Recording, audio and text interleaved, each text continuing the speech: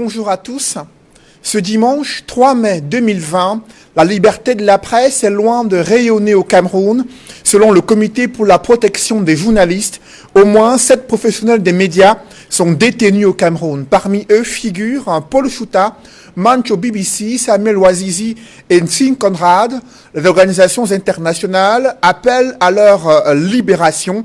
Il y a quelques semaines, Equinox Télévision était menacée de fermeture pour avoir mené des enquêtes et des reportages sur la situation des droits de l'homme dans les régions anglophones. À l'occasion de la Journée mondiale de la liberté de la presse, célébrée ce 3 mai 2020, l'UNESCO rappelle aux différentes nations l'importance des médias libres pour fournir au public une information indépendante et fiable en temps de crise, précise l'UNESCO ce 3 mai 2020. Dans ce contexte de crise sanitaire qui secoue le monde et le Cameroun, certains journaux révèlent un scandale, le refus du gouvernement de prendre le don en matériel médical du professeur Maurice Kamto, don effectué à travers l'initiative Survie Cameroun. À la surprise de l'opinion publique, le ministre de la Santé publique a rejeté l'offre et renvoyé l'initiative Survie Cameroun vers le ministère de l'administration territoriale afin qu'elle se conforme aux lois et y transfère son don. Pourtant, ce matériel médical est destiné en priorité au personnel de santé engagé dans la lutte contre le Covid-19 au Cameroun. Acculé de critiques sur les réseaux sociaux, Manaouda Malachier nuance ses propos en affirmant qu'il aurait reçu le professeur Kamto s'il lui-même était porteur de ce matériel médical. Ensuite, il déclare sur les antennes de RFI que les 10 000 masques du président du MRC ne sont pas grand-chose, car 350 000 masques sont en cours d'acheminement à travers le Cameroun. Les explications du ministre de la Santé publique n'ont pas convaincu le messager. Ce journal affirme que le régime de Yaoundé est contre l'implication du MRC dans le champ humanitaire, dans le cadre de la lutte contre la pandémie du coronavirus. Dans la presse internationale, cette situation est perçue comme un bras de fer entre Maurice Kamto et le gouvernement.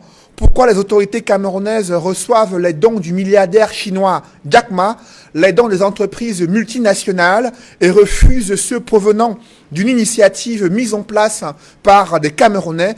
Que valent les arguments du gouvernement pour rejeter ce don en matériel médical offert par Maurice Kamto? L'initiative Survie Cameroun, le professeur Maurice Kamto sont-ils astreints au respect d'un cadre réglementaire afin de contribuer à une solidarité nationale? Pendant que le bras de fer se-poursuit, des agents de santé ont manifesté toute la journée de samedi à ce dimanche matin au centre des urgences à Yaoundé, déployés pour le dépistage et les investigations dans le cadre du Covid-19. Ils s'insurgent contre le non-paiement de leur salaire et des conditions de travail difficiles. Les tensions se sont apaisées depuis ce matin et passent à la caisse. Pour autant, les inquiétudes sont loin de retomber après la levée des mesures de restriction dans le secteur de la restauration et du divertissement. Des Camerounais ont envahi en fin de semaine les snacks, discothèques et autres terrasses pour renouer avec la vie mondaine. Les risques de propagation du virus sont-ils plus élevés? Ces mesures d'assouplissement ont-elles pris en compte l'évaluation réelle de la situation sanitaire au Cameroun face à la multiplication des cas du Covid-19, des patients victimes de négligence et de mauvaise prise en charge médicale dans certains hôpitaux publics agréés Covid-19, se rue désormais vers des structures sanitaires catholiques où Monseigneur Samuel Cléda, archevêque métropolitain de Douala, affirme détenir un remède miracle élaboré à base d'extraits de plantes médicinales. La pharmacopée traditionnelle est-elle la voie royale pour endiguer la pandémie du coronavirus au Cameroun et en Afrique? Sans évaluation scientifique claire, faut-il ignorer ses vertus pour la santé humaine? Ces questions brûlantes d'actualité constituent l'ossature de droit de réponse. Mesdames, Messieurs, bienvenue dans cette émission où le choc des idées fait jaillir la lumière des analyses effectuées par des invités de haut vol. Et pour cette nouvelle édition de droit de réponse, je reçois sur ce plateau Maître Désiré Sikati. Bonjour. Bonjour Cédric Noufélé, bonjour à tous ceux qui nous regardent. C'est un plaisir renouvelé pour moi d'être présent sur votre plateau. Je précise que vous êtes avocat au barreau du Cameroun. Vous représentez le mouvement pour la renaissance du Cameroun et ses alliés sur le plateau de droit de réponse. Également présent ce dimanche sur ce plateau, c'est Edmond Kambia, l'un des éditorialistes au quotidien La Nouvelle Expression. Il est également consultant sur ce plateau. Edmond Kambia, bonjour. Bonjour Cédric Noufélé, je salue les copanélistes. En cette journée internationale de la liberté de la presse, je voudrais dire ma sympathie à tous les journalistes qui sont menacés, arrêtés, emprisonnés au Cameroun et en Afrique et un peu partout à travers le monde. Je voudrais également saisir cette opportunité pour dire mes amitiés et renouveler mon affection à tous les téléspectateurs fidèles de cette émission. Sur le plateau de droit de réponse ce dimanche, Marlise Doualabel, qui est présente, communicante du parti au pouvoir, le RDPC, ancienne députée de la Nation. Marlise Doualabel, bonjour. Bonjour. Un plaisir d'être avec vous ce dimanche. Nous allons d'entrée de jeu avec vous, Maître Désiré Sikati, évoquer cette scène survenue au ministère de la Santé publique durant la semaine. Le président du comité de gestion de l'initiative Survie Cameroun s'y est rendu pour offrir au gouvernement le don en matériel médical venant du professeur Maurice Kamto. Il en est sorti dépité, estimant que ce don a été refusé. Comment vous avez réagi à la suite de cette nouvelle? Bon, personnellement, je voudrais vous dire que je n'ai pas été surpris parce que lorsqu'on regarde un peu le passé très récent, le passé politique récent de notre pays, on a quand même du mal à accepter qu'on soit en face d'un régime qui a décidé d'instrumentaliser tous les événements à des fins politiques. Dans d'autres pays, on voit très bien que la crise sanitaire que le monde connaît est un moment de solidarité où tous les acteurs, je dis bien tous les acteurs, pas seulement les acteurs politiques, se mettent ensemble pour aider la population à vaincre le Covid-19. Malheureusement, chez nous, au lieu de faire un peu comme les autres font, malheureusement, chez nous, le régime de Yaoundé a décidé d'instrumentaliser la pandémie du coronavirus à des fins politiques. Parce que c'est comme ça qu'il faut expliquer cela. Parce que, voyez-vous, il y a un certain nombre de personnes qui sont dans de bonne volonté, qui ont décidé d'accompagner le gouvernement camerounais dans le cadre de la lutte contre le Covid-19 et qui ont remis des dons à des ministres camerounais, notamment le ministre de la Santé, dans les mêmes conditions que le don qui a été proposé par Christian Pendaïkoka, qui est celui qui dirige l'initiative Suivi Cameroun. Et ces dons-là ont été reçus sans qu'il y ait d'anicroche. Par exemple, tout le monde a vu que le milliardaire Jack Ma, comme vous le disiez d'ailleurs dans votre propos, le milliardaire Jack Ma a remis des dons par personne interposée à l'État du Cameroun sans être là, sans être présent en personne. L'homme d'affaires nigérian Dangote a également remis des dons à l'État du Cameroun sans être présent. Gushinge Sylvestre, qui est sénateur du RDPC, homme d'affaires, a également remis un chèque de 250 millions de francs au ministre de la Santé, alors que le ministre de la Santé n'est pas en fait le ministre de tutelle qui s'occupe de son activité, qui est le commerce. Logiquement, si on veut réfléchir comme le ministre de la Santé, qui voudrait orienter l'initiative, le don de l'initiative Suivi Cameroun, au ministre de l'administration territoriale, il lui fallu que Gushinge Sylvestre remette son don, son chèque de 250 millions au ministre du Commerce. Il lui fallu que la société Orca, qui est une entreprise commerciale, remette également son don de matériel alimentaire au ministre du Commerce. Donc, j'ai de la peine à me retrouver dans un système où on veut tout instrumentaliser à des fins politiques. Je voudrais quand même dire que cette instrumentalisation n'est pas un cas isolé. Parce que à partir du moment où on se rend compte que dans chaque cas, dans chaque situation, le régime de Yaoundé a décidé de monter tout un scénario dont il peut tirer les lauréats des fins politiques, on a le droit de se poser la question de savoir est-ce que la politique doit être faite en utilisant tous les moyens, même les plus déloyaux. Je voudrais quand même m'indigner, si vous me le permettez, de dire que il y a de cela quelques temps, il y a de cela quelques jours, il y a la Ligue de l'extrême nord qui a publié un certain nombre de récriminations contre le régime de Yaoundé pour dénoncer le fait que la région du Grand Nord est le parent pauvre du développement au Cameroun. Je dirais même c'est la région la plus sous-développée sur tous les plans au Cameroun. Et du coup, étant donné que cette région-là, les leaders de ces régions-là ont montré quelques affinités avec le MRC, et du coup le régime de Yaoundé a décidé de mettre en place un laboratoire avec des personnes qui sont montées avec des faux profils, des ordinateurs de connexion Internet haut débit, où on les fait passer pour des militants du MRC à qui on affuble des noms à consonance de l'Ouest pour insulter de façon tribaliste les ressortissants du Nord. Moi je dis, tout cela, ça ressemble à cette mauvaise politique du régime qui consiste à ne pas lésiner sur les moyens Justement, pour arriver à ses fins politiques. Alors je voudrais préciser également qu'on a un quatrième panéliste qui est en Allemagne, le docteur Christian Ondo-Meva, médecin-chef de service chirurgie générale, viscérale et oncologique en Allemagne, qui interviendra également dans cette émission pour partager l'expérience de son pays qui a réussi à contenir la pandémie du coronavirus, souvent citée en exemple sur le continent européen. Mais avant d'arriver à vous, docteur Christian Ondo-Meva, je voudrais avoir la réaction de Marlise Doualabel sur ce refus du gouvernement d'un don en matériel médical provenant d'un Camerounais ordinaire, alors que d'autres milliardaires chinois, nigérians, à travers l'entremise de leurs émissaires, ont remis de nombreux dons au même gouvernement qui les a reçus et qui s'en est félicité de l'initiative menée par ces philanthropes. Comment expliquer qu'un autre Camerounais, fut-il homme politique, décide de pouvoir participer à la solidarité nationale et que son don soit refusé de cette manière? Qu'est-ce qui explique cela? Monsieur Noufélé, merci pour la parole. Donnez-moi juste une petite minute. Je voudrais, avec votre permission et celle de vos nombreux spectateurs, téléspectateurs, rendre hommage à une jeune femme que j'ai connue et qui s'appelait Flora Zé. Une jeune femme battante et pleine de valeurs positives. Je voudrais lui dire bravo. Je voudrais te dire bravo à toi, Flora. J'ai retenu de ton message l'affirmation de l'identité négro-africaine.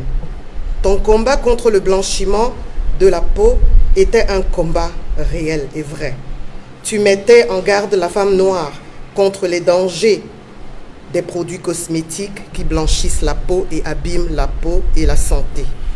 Et tu donnais confiance par ta beauté physique et ton verbe incisif mais mesuré à la jeune femme noire. Oui, Flora, les femmes sont belles, elles sont toutes belles, noires, blanches, métisses, albinos, claires de peau, et toi tu l'as compris. Et j'espère que les gens retiendront cet héritage que tu nous laisses et que tu laisses surtout à la jeune femme, qu'elle comprenne que l'important, c'est certes d'être belle, mais c'est surtout important d'impacter son époque. Et tu as impacté ton époque. Repose en paix et toutes mes condoléances à ta famille, à tes collègues et à tes amis. Merci pour ce message à l'endroit de notre collègue décédé aujourd'hui. Maintenant que je reviens donc sur le vif du sujet, il y a le professeur Macon. Non, il est docteur. Docteur Macon qui a dit sur un plateau que les ressources dirigeantes du MRC ne sont pas plus bêtes que les ressources dirigeantes des autres partis, et notamment le RDPC. Donc, quand ils se mettent, ils acceptent le déraillement, parce qu'aujourd'hui, tout le monde, tous les Camerounais voient qu'ils sont en train de dérailler. J'espère que le déraillement ne sera pas aussi catastrophique qu'un autre que nous avons connu dans notre pays. Les gens sont obligés de se poser la question de savoir qu'est-ce qui les amène à poser ces actes. Le docteur Macon a dit, en fait, leur objectif, c'est de tout le temps, permanemment, mettre le pouvoir en difficulté. Même quand ils donnent l'impression d'être bêtes, en fait, ils savent très bien que l'acte qu'ils sont en train de poser n'est pas le bon acte, mais comme l'objectif occulte, c'est de mettre le pouvoir en danger, ils vont quand même poser cet acte. Ce que j'ai compris de cette histoire, c'est que monsieur le ministre n'a pas refusé le don du professeur Kamto parce qu'il était le don du professeur Kamto. Le professeur Kamto se serait déplacé ou alors s'il n'est pas en bonne santé, aurait envoyé son épouse ou son secrétaire particulier ou quelqu'un d'autre qui lui est proche remettre son don au ministre de la Santé, je ne pense pas que ça aurait posé le même problème. Qu'est-ce qui pose problème donc? Ce qui pose problème, c'est qu'il n'y a pas l'arbre. On sait qu'il n'y a pas l'arbre. Tout le monde sait qu'il n'y a pas l'arbre. Puisque la chose querellée, c'est l'association qui a été créée par le MRC, mais qui ne semble pas avoir eu l'autorisation des autorités camerounaises.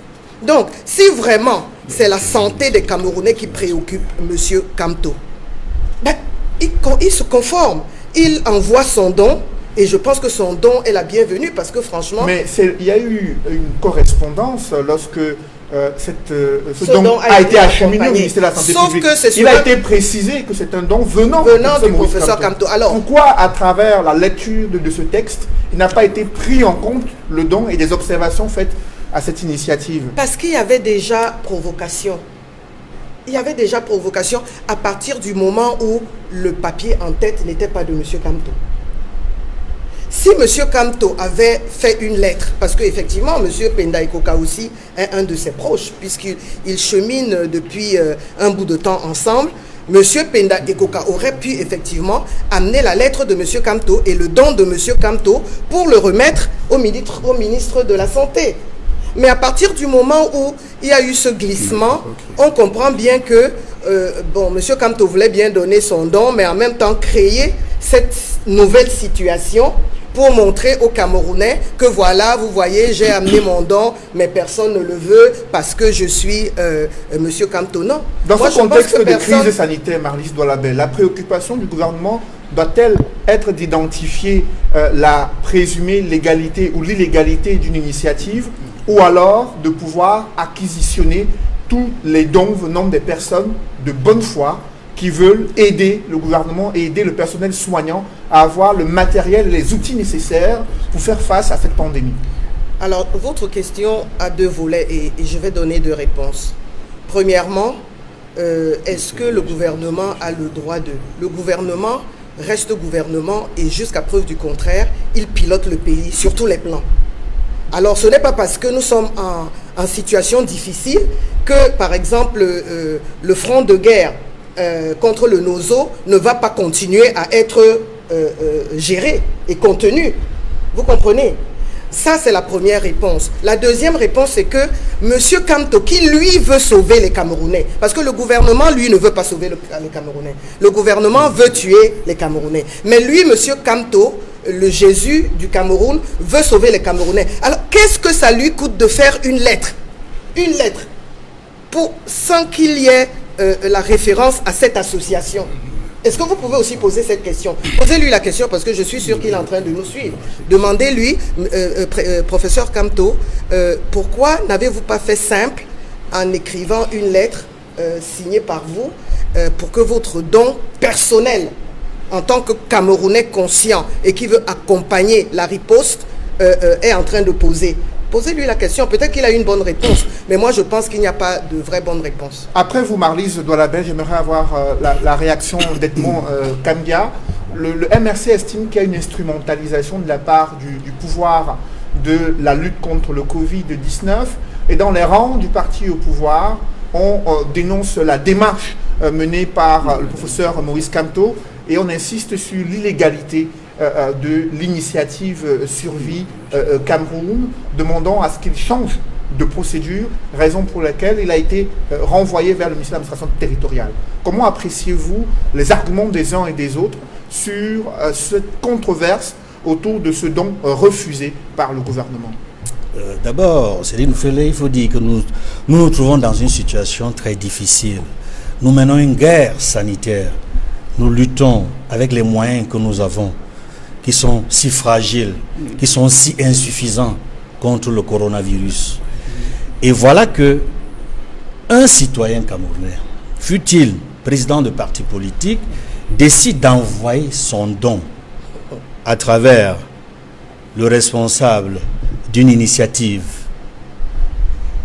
il va au ministère de la Santé publique, son don est refusé. Je voudrais dire à Marlise Doualabel tout à l'heure, qui a dit que son don n'a pas été refusé, que lorsque vous êtes un citoyen, personne physique ou morale, vous allez vers le ministère concerné, approprié, compétent pour recevoir les dons, et que ce don n'est pas réceptionné, c'est qu'il est refusé. Ça, nous parlons en français.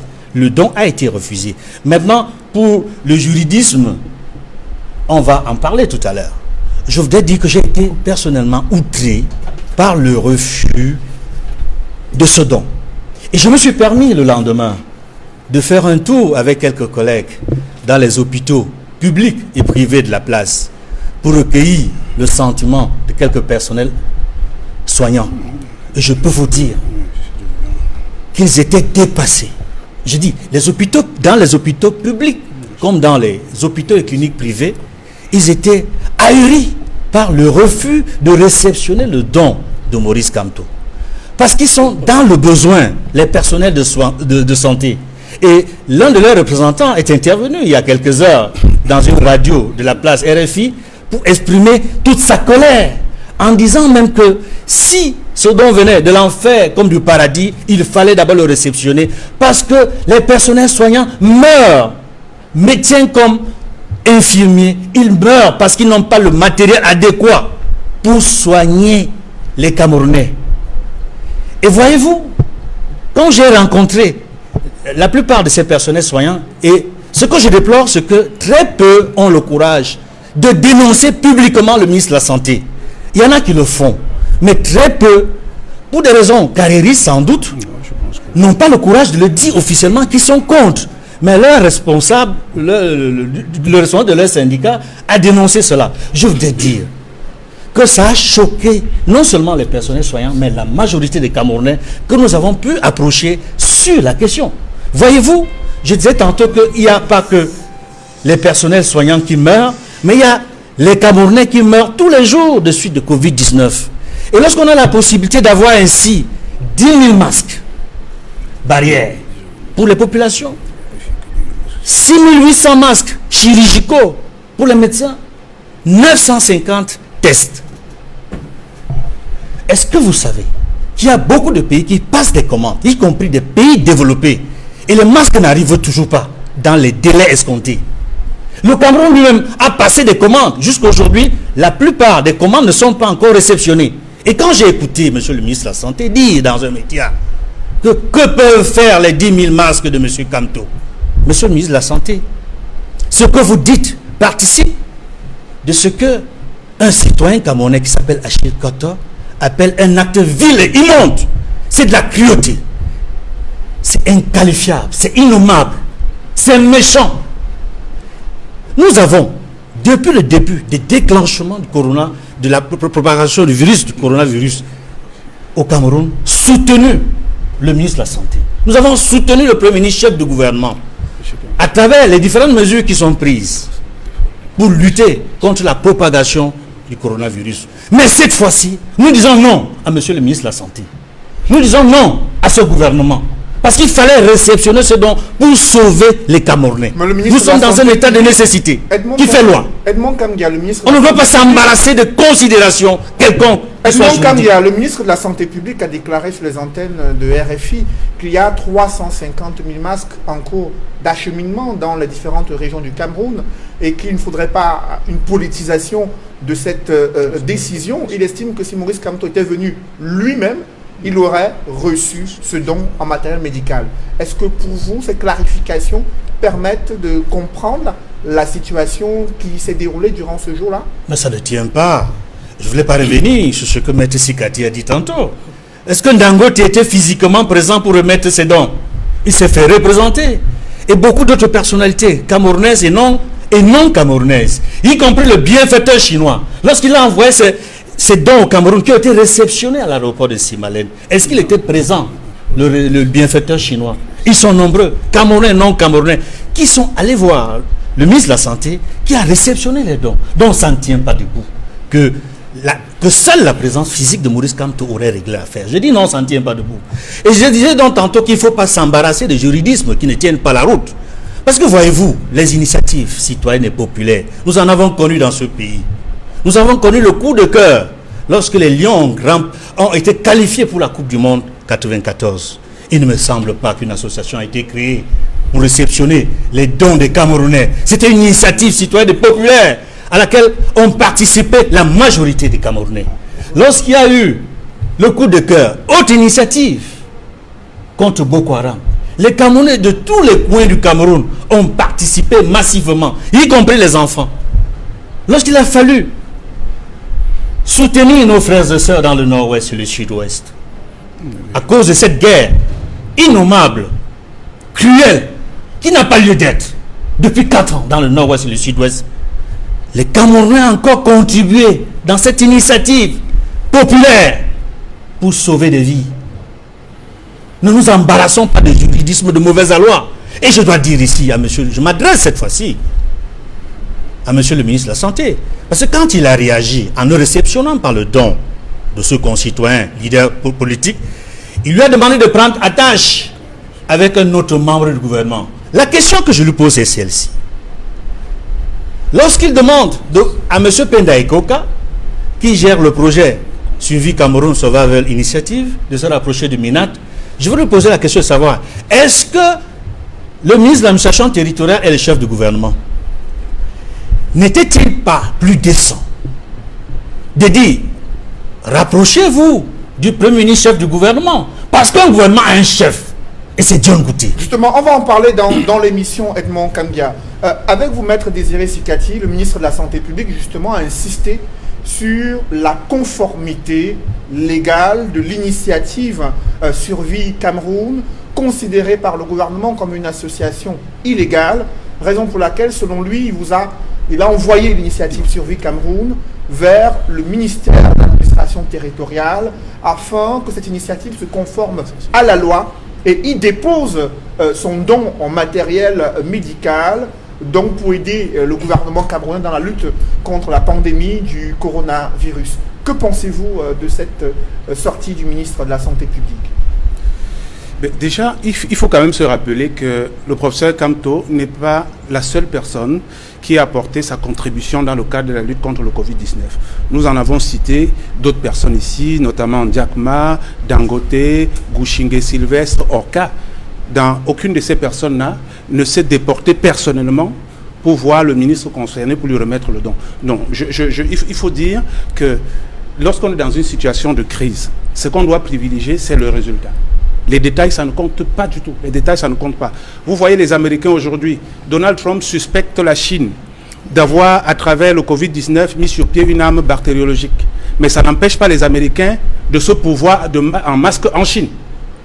C'est ce que ça veut dire. En période d'urgence, en période de crise sanitaire, il faut privilégier les résultats. Les détails juridiques, ça ne compte pas du tout. Mais le gouvernement peut soupçonner qu'il y ait d'autres intentions derrière l'initiative Survie Cameroun. L'initiative Survie Cameroun est un projet transparent. Lorsque vous regardez la configuration de ces initiatives, les personnes qui portent le projet, d'abord, c'est des personnes, en majorité, c'est des personnes de la société civile, mais en plus, les personnes, le gouvernement est associé, parce qu'il y a des représentants du gouvernement qui ont été associés à ce projet. Et c'est le régime qui a refusé d'y associer les représentants demandés par initiative, par Suivi Cameroun.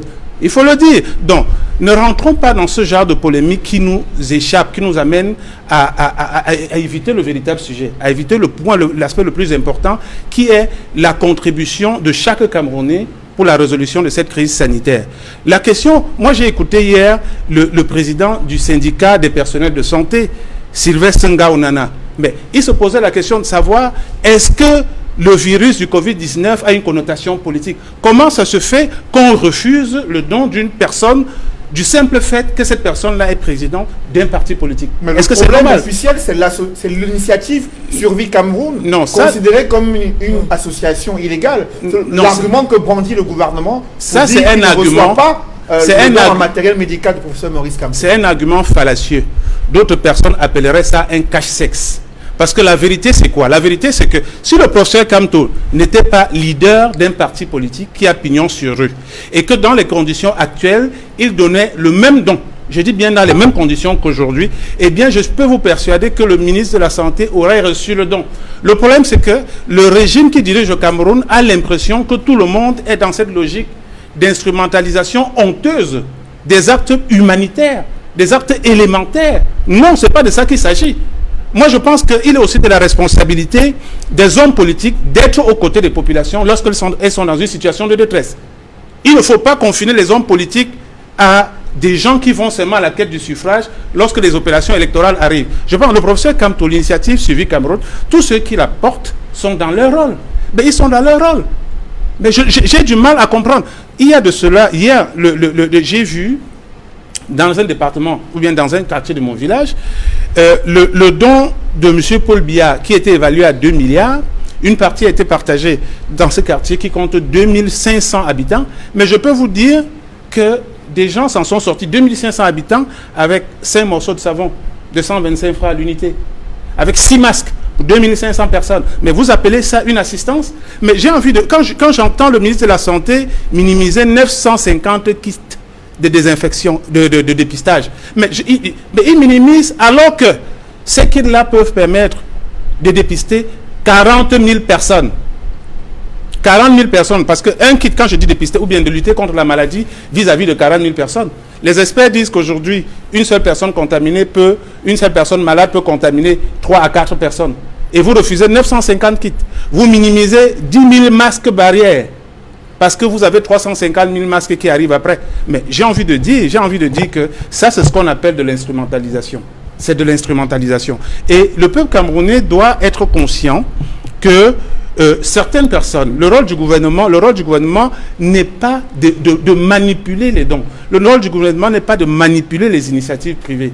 Tout à l'heure, je vous ai parlé de cette mauvaise manie, de ce régime qui consiste à tout instrumentaliser. Tout instrumentaliser. D'où vient-il que dans un pays, un régime qui est supposé être équitable vis-à-vis de tous les Camerounais, mette sur pied une officine avec des gens qui ont des ordinateurs payés, qui ont une connexion Internet haut débit et qui utilisent des profils avec des noms des gens de l'Ouest pour faire croire que les ressortissants du Nord sont des moutons. Dans quel pays est-ce qu'on peut supporter ça? Je dis que c'est absurde, c'est abject, c'est inadmissible. Restons sur le sujet. Le ministre de la Santé publique estime que même si nous sommes en période de crise sanitaire, les lois et règlements de la République doivent être respectés concernant l'initiative Survie Cameroun, qui, aux yeux du gouvernement, n'est pas une association ayant respecté la démarche légale pour son existence et pour mener ses activités. Et le ministre de l'administration territoriale a rappelé que c'est lui qui donne les autorisations pour ce type de collecte qui a été mise en place par les organisateurs et les dirigeants de l'initiative Survie Cameroun et le président du MRC. Ces arguments, selon vous, brandis par le gouvernement, justifient-ils les réserves quant à la réception et l'acquisition du don en matériel effectué par le professeur Maurice Kamto? Mais déjà, Cédric, il faut quand même se rappeler que le Cameroun est supposé être un État de droit. Ce qui signifie que lorsque le ministre reproche au MRC ou bien à l'initiative Suivi Cameroun de ne pas respecter la loi, il faut aussi se rappeler que nous sommes dans un pays qui a des institutions judiciaires qui devraient être saisies en pareille circonstance pour qu'une décision contradictoire soit prise. Le ministre ne peut pas se contenter de s'asseoir dans son cabinet, de demander à des opérateurs de téléphonie mobile auprès desquels sont domiciliés des comptes de monnaie électronique, de suspendre les comptes dont il parle. Il ne peut pas se contenter de faire ça.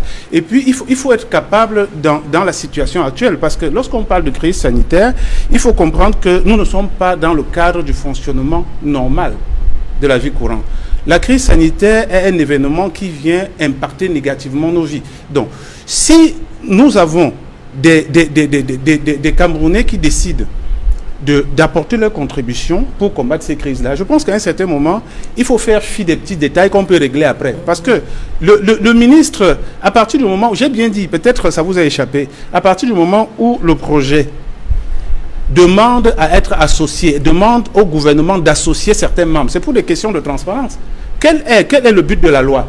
lorsque, par exemple, le ministre dit qu'il aurait fallu demander l'autorisation. Mais c'est parce qu'il est question de vérifier que le projet n'est pas un projet qui tend d'abord à détourner l'argent des gens, qui tend à une finalité autre que celle qui a été annoncée, par exemple, prendre l'argent des gens pour commettre des actes qui sont illégaux. Mais à partir du moment où vous demandez à associer le représentant de la délégation générale de la Sûreté nationale, le représentant du ministère de la Défense, le représentant du MINEFI, tous ces gens-là travaillent pour le gouvernement. Ça veut dire qu'une fois qu'ils sont dans le projet et qu'ils le managent avec M. Christian Pendaykoka et tous les autres, d'ailleurs, il y a la plupart, je dis bien, la plupart des personnes qui sont impliquées dans la conduite de cette opération-là sont de la société civile. Vous avez par exemple la présidente du REDAC aussi. Donc, si l'opération à un certain moment s'avère être contraire à ce qui a été annoncé avant, je pense que la vérité va être dite. Alors, j'aimerais... Ce que je voudrais dire pour conclure, c'est que je ne vois pas quelle serait l'urgence pour monsieur le ministre de l'administration territoriale de bloquer un projet, sacrifiant ainsi la santé et les vies des gens, pour la simple raison que d'après lui, eh bien, l'opération serait illégale. Encore, je dis, la question de l'égalité est discutable parce que les arguments que monsieur le ministre de l'administration territoriale développe sont des arguments qui, à notre sens, ne tiennent pas. Mais nous disons qu'il y a une situation urgente. Les questions de controverses juridiques, d'interprétation des lois sont des questions qu'on peut voir après. Il y a des gens qui sont en train de mourir. Justement, on va prendre la réaction du docteur Christian Ondo-Meva, médecin-chef de service de chirurgie générale dans une clinique à Dillenburg en Allemagne, sur cette initiative Survie Cameroun, de ce refus à la fois du gouvernement et des porteurs de l'initiative Survie Cameroun.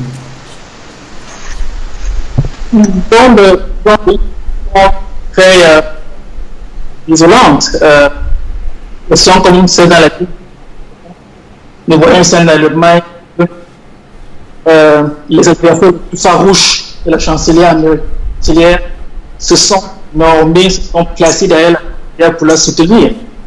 C'est vraiment dommage de voir qu'on essaye de faire deux têtes dans la commande d'un problème de ce genre, d'une situation comme celle-ci-là. C'est vraiment regrettable, très regrettable.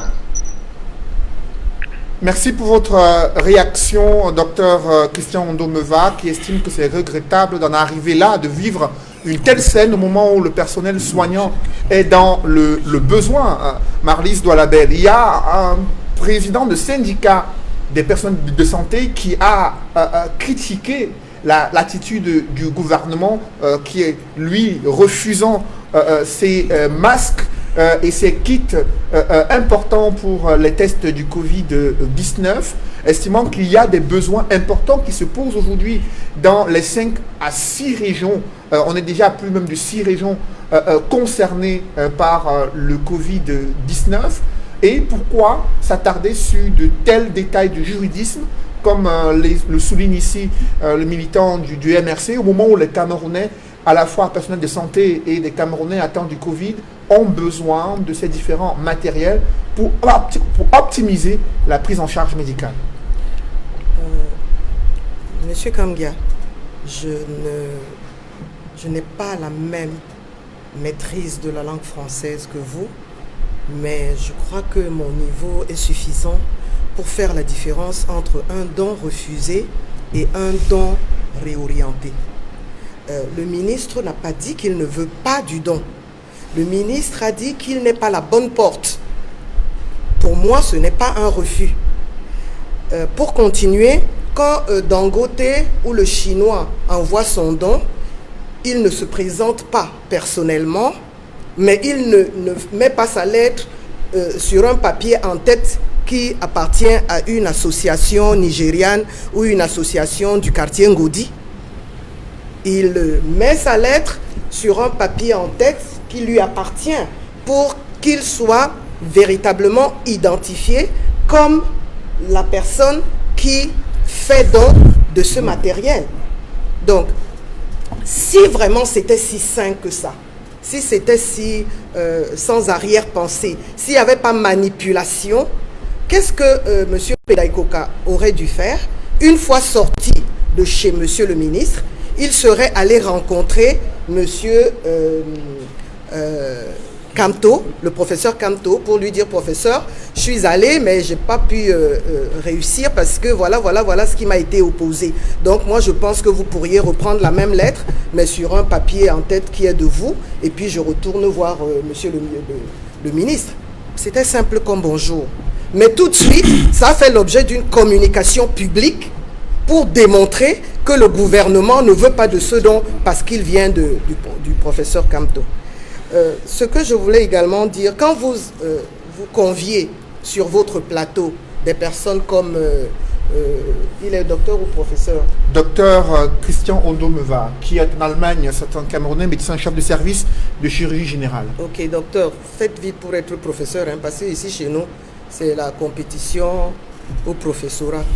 Je suis désolé, vous n'invitez que les personnes qui vont soutenir le point de vue qui vous arrange.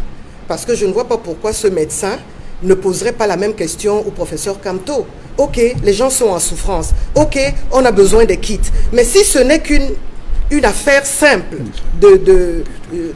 j'allais dire technique, logistique, mais changer de papier en tête, aller donner et remettez, et le personnel médical recevra son don.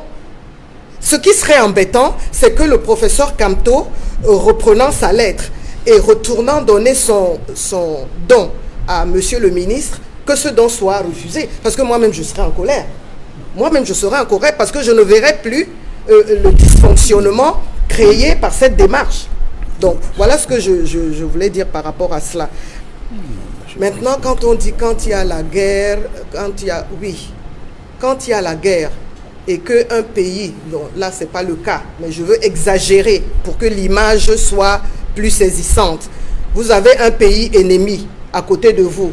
Maintenant, un autre pays vous attaque. Et ce pays ennemi veut venir participer à vous aider. La première des choses, c'est la suspicion. Vrai ou faux? C'est pour ça que... Et puis, dénommer une association Survie Cameroun. Survie Cameroun, que c'est quoi? C'est le MRC qui vient faire vivre le Cameroun. Il fallait même trouver un autre nom. Ça a compliqué les choses. Mais pour moi, hein, pas pour le ministre, pour moi. Je trouve que même l'appellation de cette association cache déjà quelque chose, un message, une manipulation des intelligences que moi j'ai perçu et que peut-être d'autres ont perçu. Donc pour moi, monsieur Kamto, si vous êtes chez vous, si vous m'entendez, vous êtes un citoyen de ce pays respecté par beaucoup de personnes. Vous voulez poser un acte marquant. Vraiment, faites preuve d'humilité, de citoyenneté, conformez-vous, ça ne vous coûte rien, puisque en côté de ça, vous sauvez des vies. Marlise Dolabel, vous parlez de conformité au moment où le Cameroun fait face à une crise sanitaire. Vous l'observez certainement dans les différents grands carrefours de la ville de Douala. Des Camerounais aussi, dans leur quartier, ont pris l'initiative de s'organiser pour faire respecter les mesures barrières, pour soutenir les familles en difficulté en leur offrant quelques matériels et denrées alimentaires. Fallait-il aussi que cela se rapproche du sous-préfet, du préfet, afin de pouvoir mener de telles initiatives? Non, j'ai mené une action similaire dans mon village, d'accord? Et je n'ai eu besoin d'aucune autorisation. En leader responsable que je suis, mon souci c'était que les masques qui m'ont été offerts par une association des jeunes de la diaspora soient conformes à ce qui est admis dans notre pays. Mais je n'ai eu besoin d'aucune autre autorisation. Ça veut dire effectivement que le MRC peut prendre ses cartons et se mettre dans tous les carrefours de la ville, les distribuer. Mais quand une formation politique décide de respecter, puisque le ministre, là, on n'est pas sur le ministre de l'administration territoriale a demandé à ce que toutes les contributions soient faites dans le cadre prescrit par le chef de l'État. Et ce cadre, je vous en prie, Marlise Dolabel, ce cadre, c'est celui du ministère de la Santé publique, puisque c'est lui qui reçoit presque tous les dons venant des organisations, qu'elles soient non gouvernementales, que ce soit des entreprises ou des particuliers. Alors, quand on s'appesantit sur de tels détails, on donne le sentiment à la fois qu'il y a un poids, deux mesures, selon les personnalités qui se présentent devant le gouvernement pour effectuer leurs dons. Vous savez que j'ai beaucoup d'estime pour vous. Nous n'avons pas la même opinion politique. Je l'ai compris depuis très longtemps. Et pourtant, je vous trouve d'autres qualités qui font que je suis fier d'avoir un citoyen camerounais comme vous. Et je vous pose des questions Maintenant, concernant les faits, questions, alors, ce qui se déroule actuellement au Cameroun. Posez-moi alors la question de manière intelligente. Parce que ce dont il est débat, ce qui fait débat actuellement, c'est le fait que M. Kamto, voulant donner son don, le mette sur un papier en tête d'une association qui n'est pas validée. Mais qu'est-ce que ça lui coûte de changer de papier en tête? Alors, Maître Désiré Sikaki, il a déjà beaucoup parlé. Qu'est-ce qui coûte au MRC et son président Maurice Kamto de pouvoir aller lui-même effectuer ce don, ou alors de le faire à titre personnel et non à travers l'initiative Survie Cameroun, qui pour le gouvernement pose un certain nombre de problèmes en matière de conformité? Ben, déjà, je pense que Mme Douala Bell n'a pas bien saisi le sens de l'initiative Suivi Cameroun. Suivi Cameroun n'est pas une association. Suivi Cameroun, c'est une opération qui a été mise sur pied par le MRC pour dépolitiser sa participation à la lutte contre la pandémie du Covid-19. Ça veut dire que le MRC aurait pu décider de faire la collecte de dons et d'intervenir à travers un parti politique, que vous auriez eu raison de dire, eh bien, le MRC voudrait récupérer la souffrance sanitaire des Camerounais à des fonds politiques. Nous avons donc décidé de nous départir de cet aspect politique-là en mettant l'opération que nous avons appelée Suivi Cameroun sous la conduite des personnes indépendantes. Donc ce n'est pas une association, ça c'est la première chose. Et ces personnes indépendantes sont M. Christian Pendaïkoka, Maître Yondo Blar Mandenge, ainsi que beaucoup d'autres personnes que certainement vous connaissez. Donc maintenant, vous posez la question de savoir pourquoi le professeur Kamto. Et qu'il y a une correspondance qui est faite. Déjà, la correspondance, ce n'est pas le professeur Kamto. La correspondance porte l'entête de Suivi Cameroun et est signée de Christian Pendaïkoka. Il faudrait que vous compreniez que dans une opération de collecte des dons, ceux qui font les choses normalement ont le devoir de rendre compte. Ça veut dire que ceux qui vous ont donné l'argent à un certain moment doivent savoir quelle est la destination prise par cet argent-là. Donc, lorsque vous remettez donc des dons à l'administration, vous avez le devoir qu'il y ait une traçabilité pour la reddition future des comptes. C'est comme ça que ça se fait si vous avez fait comptabilité. Oui. Vous avez le devoir. Deuxième chose, M. Noufélé, il a emboîté là-dessus. Le ministre de l'administration territoriale a dit qu'on doit avoir une opération unique, où tous les dons doivent être centralisés. Mais j'ai du mal à comprendre qu'à partir du moment où Survie Cameroun offre les dons qui en temps normal auraient pu être remis aux populations directement, quand Suivi Cameroun offre ce don-là à l'État, au gouvernement, mais je n'arrive pas à comprendre pourquoi est-ce que l'État, le gouvernement doit refuser. Mais parce qu'il y a déjà palabre. Il y a déjà palabre parce que Survie Cameroun n'est pas autorisé. Non, Suivi Cameroun, je pense que on n'a pas besoin d'autoriser. Je dis bien, on n'a pas besoin d'autoriser. La levée des fonds publics, le nom de baptême de l'opération. On aurait pu dire Suivi Cameroun. Peut-être même Suivi Cameroun, ça vous hérisse un peu le poil parce que je vous ai entendu dire pourquoi on dit Suivi Cameroun. Oui. On est tous des patriotes. Le Cameroun, c'est pour nous tous. Pour vous, pour moi aussi. Non, mais attendez, mais vous pouvez me sauver, madame. Peut-être je ne peux pas vous sauver, vous me minimisez, mais vous pouvez me sauver. J'en serais très fier. Donc, Suivi Cameroun, c'est le nom du projet. Ce n'est pas une association.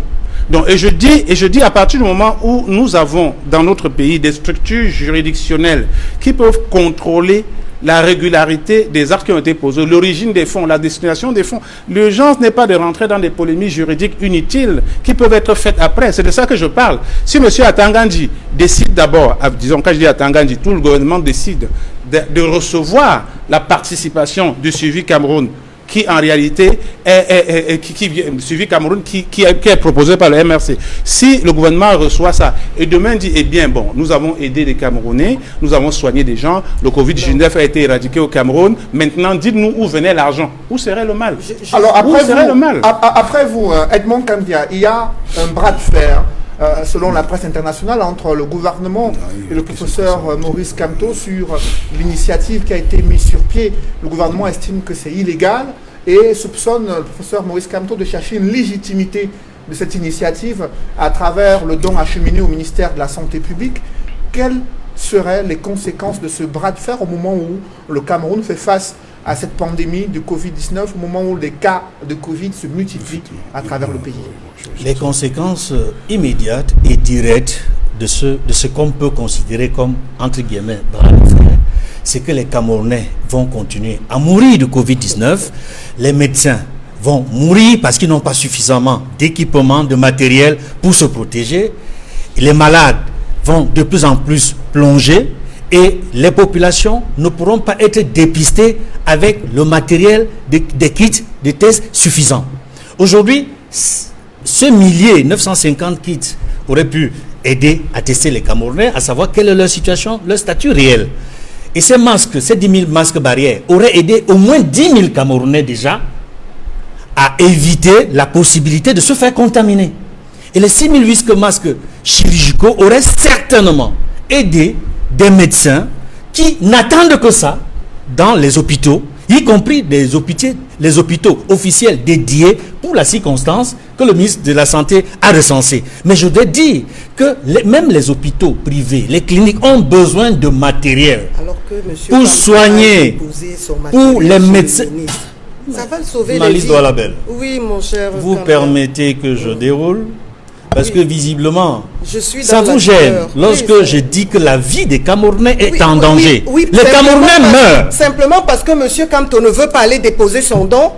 Mais justement, si les Camerounais ne doivent pas mourir, M. Kamto le sait, et il voit qu'il y a un semblant d'argumentaire qui ne tient pas la route. Mais qu'est-ce que ça lui coûte de faire le bon geste pour que les Camerounais Je suis dans les conséquences directes, Malice Doualabel. Oui, mais les conséquences directes, les gens mourront parce que M. Kamto les médecins seront de moins, les personnels soignants. C'est tout. Médecins, infirmiers seront de moins en moins protégés pour soigner les malades. Les Camerounais vont de plus en plus mourir. Et je voudrais dire, j'interpelle encore une fois de plus le ministre de la Santé, qui nous dise, les cas qu'on énonce tout le temps, on est dans les 2000 cas aujourd'hui, qu'on nous dise à partir de combien de cas testés au Cameroun on a pu parvenir à 2000 cas testés positifs. Il faut qu'il y ait eu de la transparence lorsqu'on publie les résultats. Parce que de plus en plus aujourd'hui, les Camerounais, le sentiment... Il y a eu 9254 personnes testées à ce jour. Mais les chiffres sont dans... je pense que ce ministre communique tous les jours. Comment vous n'avez pas cette information? Madame Malice Doualabel, oui, j'interpelle monsieur le ministre. À moins que vous soyez devenu le porte-parole de monsieur le ministre de la Santé. Non, pas du tout. Je voudrais qu'il nous explique. Non seulement le nombre, vous ne m'avez pas laissé terminer, Malice Doualabel. Non seulement, vous avez répondu sur un volet de ma question. Le premier volet, c'était le nombre de personnes testées. Vous avez répondu, encore faut-il vérifier si c'est effectivement ce nombre. Le deuxième volet de ma question, à partir de quels critères, quels mécanismes utiliser pour parvenir à savoir que voici, nous sommes à 2000 ou 2200 cas. Et qu'effectivement, voici le nombre de cas guéris. Que ce soit possible, que la presse puisse accéder à ces informations et que l'on sache aujourd'hui, parce que nous sommes en une cinquantaine, voire une soixantaine de cas décédés, j'ai le sentiment que le gouvernement semble se féliciter de ce qui est, selon eux, pas assez de morts, pas trop de morts. Mais voyez-vous, on va revenir là-dessus tout à l'heure, Cédric Noufellet, quand on va commenter sur les dernières mesures d'assouplissement prises par le gouvernement dans le cadre du plan de riposte, pour comprendre que le gouvernement n'a justement pas compris ce qu'il fallait faire par rapport à la lutte contre la propagation du coronavirus. Edmond Kamgia, le gouvernement s'est montré optimiste lors de la sortie du Premier ministre Joseph John Routé, estimant que la situation sanitaire est en train d'être maîtrisée, raison pour laquelle il a procédé, Maître Désiré Sikati, à l'assouplissement des mesures de restriction prises depuis le 17 mars 2020. Parmi les mesures qui suscitent la controverse, il y a l'ouverture des bars, des snacks et buvettes au-delà de 18 heures, avec obligation de respecter la distanciation sociale et les mesures barrières. À peine le chef du gouvernement a terminé ses propos que les Camerounais avaient déjà envahi ces lieux de réjouissance. Ensuite, durant le 1er mai, fête du travail, il y a eu du beau monde dans les rues, dans les différents restaurants et autres discothèques. Aucune mesure barrière respectée. Comment appréciez-vous cette décision du gouvernement de procéder à l'assouplissement des mesures dans un contexte de crise sanitaire, alors que les autorités, les différents personnels de santé, eux, émettent des réserves sur la situation actuelle? Je dirais que les Camerounais sont victimes du tâtonnement du gouvernement dans le cadre de la lutte contre le Covid-19, parce que ce n'est pas la première fois qu'on a ce type de mesures contradictoires. Vous vous souvenez certainement qu'à aucun moment le gouvernement n'a décrété le confinement, mais dans plusieurs publications du ministre de la Santé, vous allez toujours voir qu'il termine en disant « restez chez vous ». Donc en même temps, on ne demande pas officiellement aux gens de se confiner, mais on souhaite qu'ils se confinent. Bon, à côté de ça, je me souviens que lorsque la décision d'interdire ou bien d'ordonner la fermeture des bars à partir de 18h, des bars, restaurants, début de boissons, snacks, à partir de 18h avait été prise, le Cameroun était à quelque chose comme environ 150 cas des personnes dépistées, contaminées. Bon, je n'arrive pas à comprendre comment pour 150 cas, on peut ordonner la fermeture de tous les établissements dont on parle, mais lorsqu'on est à plus de 2000 cas, on décide de les rouvrir. Ça veut dire qu'en fait, aujourd'hui, on rouvre les bars, les débits de boissons, alors que la maladie est en train de prendre une ampleur que nous ne parvenons pas à contrôler. Donc, quand j'entends la représentante du RDPC dire que le ministre de la Santé et même le Premier ministre estiment que la pandémie est sur le point d'être contenue, moi j'ai envie de dire comment est-ce qu'on peut contenir une pandémie dont on ne connaît même pas le pic, dont on ne connaît pas. Je voudrais quand même rappeler aussi que le ministre de la Santé avait dit que des campagnes de dépistage à domicile commenceraient le 2 avril. Nous sommes pratiquement aujourd'hui le 3 mai, c'est-à-dire ça fait plus d'un mois. Je ne sais pas s'il y a un seul Camerounais qui a vu des agents du ministère de la Santé frapper à son domicile pour un dépistage. Je ne sais pas, en tout cas moi j'en ai pas vu. À côté de ça, on voit très bien que le personnel hospitalier est dans une situation de détresse. Détresse déjà parce qu'il n'y a pas assez de matériel pour prodiguer des soins. À côté de ça, vous avez également cette cacophonie au sein du gouvernement. D'ailleurs, quand je parle de cacophonie au sein du gouvernement, vous avez vu que la communication même sur le Covid-19, c'est une communication alambiquée. Le Premier ministre a d'ailleurs eu l'occasion de rappeler les membres de son gouvernement à la raison pour qu'il y ait plus d'harmonie. Donc, je suis quand même assez surpris parce que autant on demande aux gens, parce que demander de rouvrir les bars à partir de 18h, c'est demander incidemment aux Camerounais de se comporter comme si on était dans une situation de vie normale. Mais le ministre a insisté, le Premier ministre a insisté sur l'obligation de respecter la distanciation sociale et les mesures barrières, même si ces différents établissements de divertissement sont réouverts. Ben, il est une chose entre demander de respecter et que ce qu'on demande de respecter soit effectivement respecté. On sait très bien que les Camerounais vivent pratiquement à 70% dans la précarité. Ils sont dans le secteur informel, ils se cherchent comme tout le monde aime si bien le dire. Mais moi, je marche quand même, je suis né ici à Douala, je connais bien la ville, donc il y a difficilement un recoin de Douala que je ne connais pas. Donc je marche, je vois comment les gens se comportent dans les coins populaires. Allez que ce soit au marché central, au marché de Bonami Bounsadi, au marché de Bonowanda à Bipanda, au marché de New Dedo. Vous allez voir que les activités commerciales se passent là-bas comme à l'accoutumée. C'est que nous appelons distanciation. Peut-être qu'il n'y a que nous autres qui pouvons respecter ça. Mais ceux qui rament au quotidien, qui tirent le diable par la queue au quotidien pour vivre, ils ne respectent pas ça. Moi, le rôle du gouvernement, c'est aussi d'être honnête vis-à-vis des populations.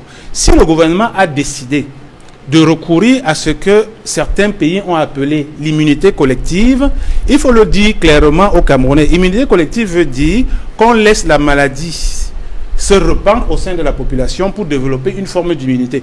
Mais il faut aussi être capable de dire, parce que j'ai vu un certain nombre d'experts dire que le gouvernement, sans le dire, a recouru à l'immunité collective. Mais il faut également dire que les experts dans le domaine de la santé disent que pour aboutir à un bon résultat avec l'immunité collective, il faut contaminer, il faut avoir au moins 70% de la population qui est contaminée.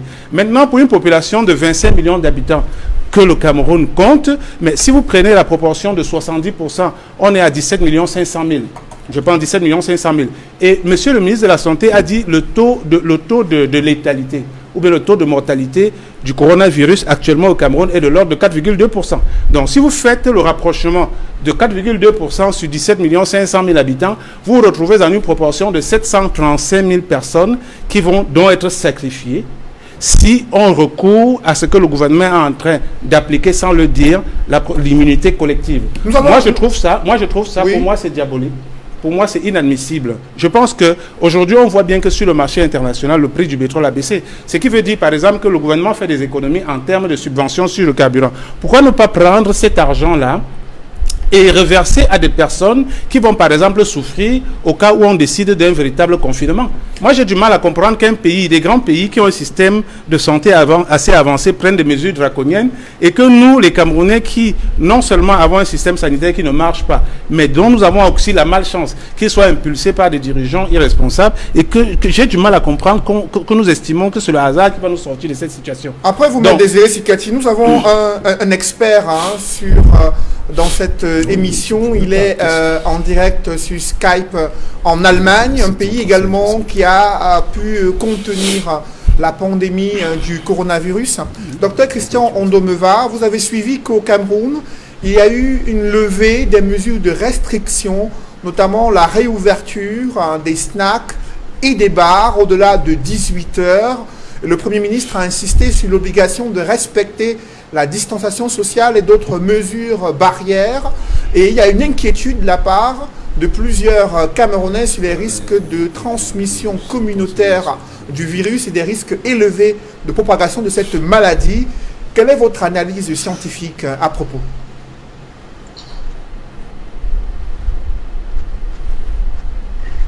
Bon, tout d'abord, merci pour la question. Je me rends compte que vous avez l'idée. Je vais encore apporter quelques critiques à ce qui se passe là maintenant au Cameroun. Revenir sur les papiers de monsieur le ministre du 9 avril. Ce papier, je l'ai trouvé et je crois que ce papier caractérise un peu ce que je suis aujourd'hui. Dans ce papier, monsieur le ministre, si je l'ai bien compris, donne l'accent à 3 points. Tout d'abord, il est, disons, exaspéré par le comportement de mes collègues médecins. Il va plus loin que cela, il soulève l'index pour nous rappeler à nous, les médecins, les professionnels de la santé, quels sont nos devoirs, quel est notre travail. Il va encore plus loin que cela en nous menaçant de poursuites juridiques. Ce que je trouve, moi, médecin, entendu comme étant extrêmement grave, une catastrophe qu'une personne non professionnelle dans le domaine qui est le mien me rappelle à moi, le médecin camerounais, le médecin, quel est mon travail, quels sont mes devoirs. Et je dois malheureusement lui donner raison. Il a tout à fait raison, en effet. En ce qui concerne la prise en charge des patients atteints de Covid, il y a des normes qu'il faut savoir respecter. Ces normes sont écrites, on ne va pas les inventer à nouveau. Le diagnostic du Covid, on sait comment il est fait. Il y a une PCR à faire. La PCR négative, on peut faire un scanner. Et on doit faire le scanner par une nouvelle PCR. Et il est très important que cette cacophonie, entendu ce mot cacophonie, qui est vraiment le mot qui qualifie la situation actuelle, que cette cacophonie, qu'elle cesse un peu et qu'on mette un peu d'ordre et un peu de normes dans tout cela. En ce qui concerne les mesures du gouvernement dernièrement, on peut en effet se poser la question pourquoi est-ce qu'ils ont fait cela.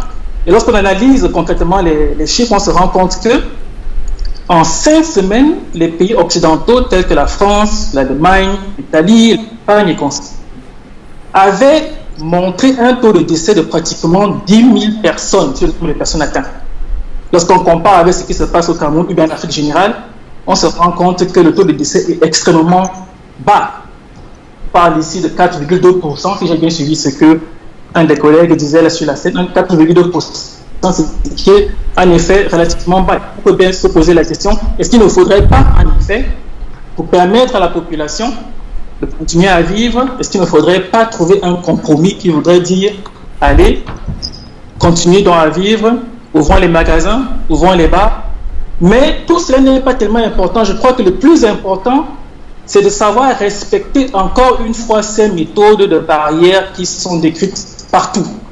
On a aussi ouvert le confinement en Allemagne, on a ouvert le marché, on a permis aux gens d'aller au travail, on a permis aux magasins d'ouvrir, mais on a imposé à tout le monde, 1, de se laver les mains, 2, de respecter la distanciation, 3, de porter son masque, donc 4, de respecter toutes ces structures-là qui empêchent l'évolution, la propagation de la pandémie.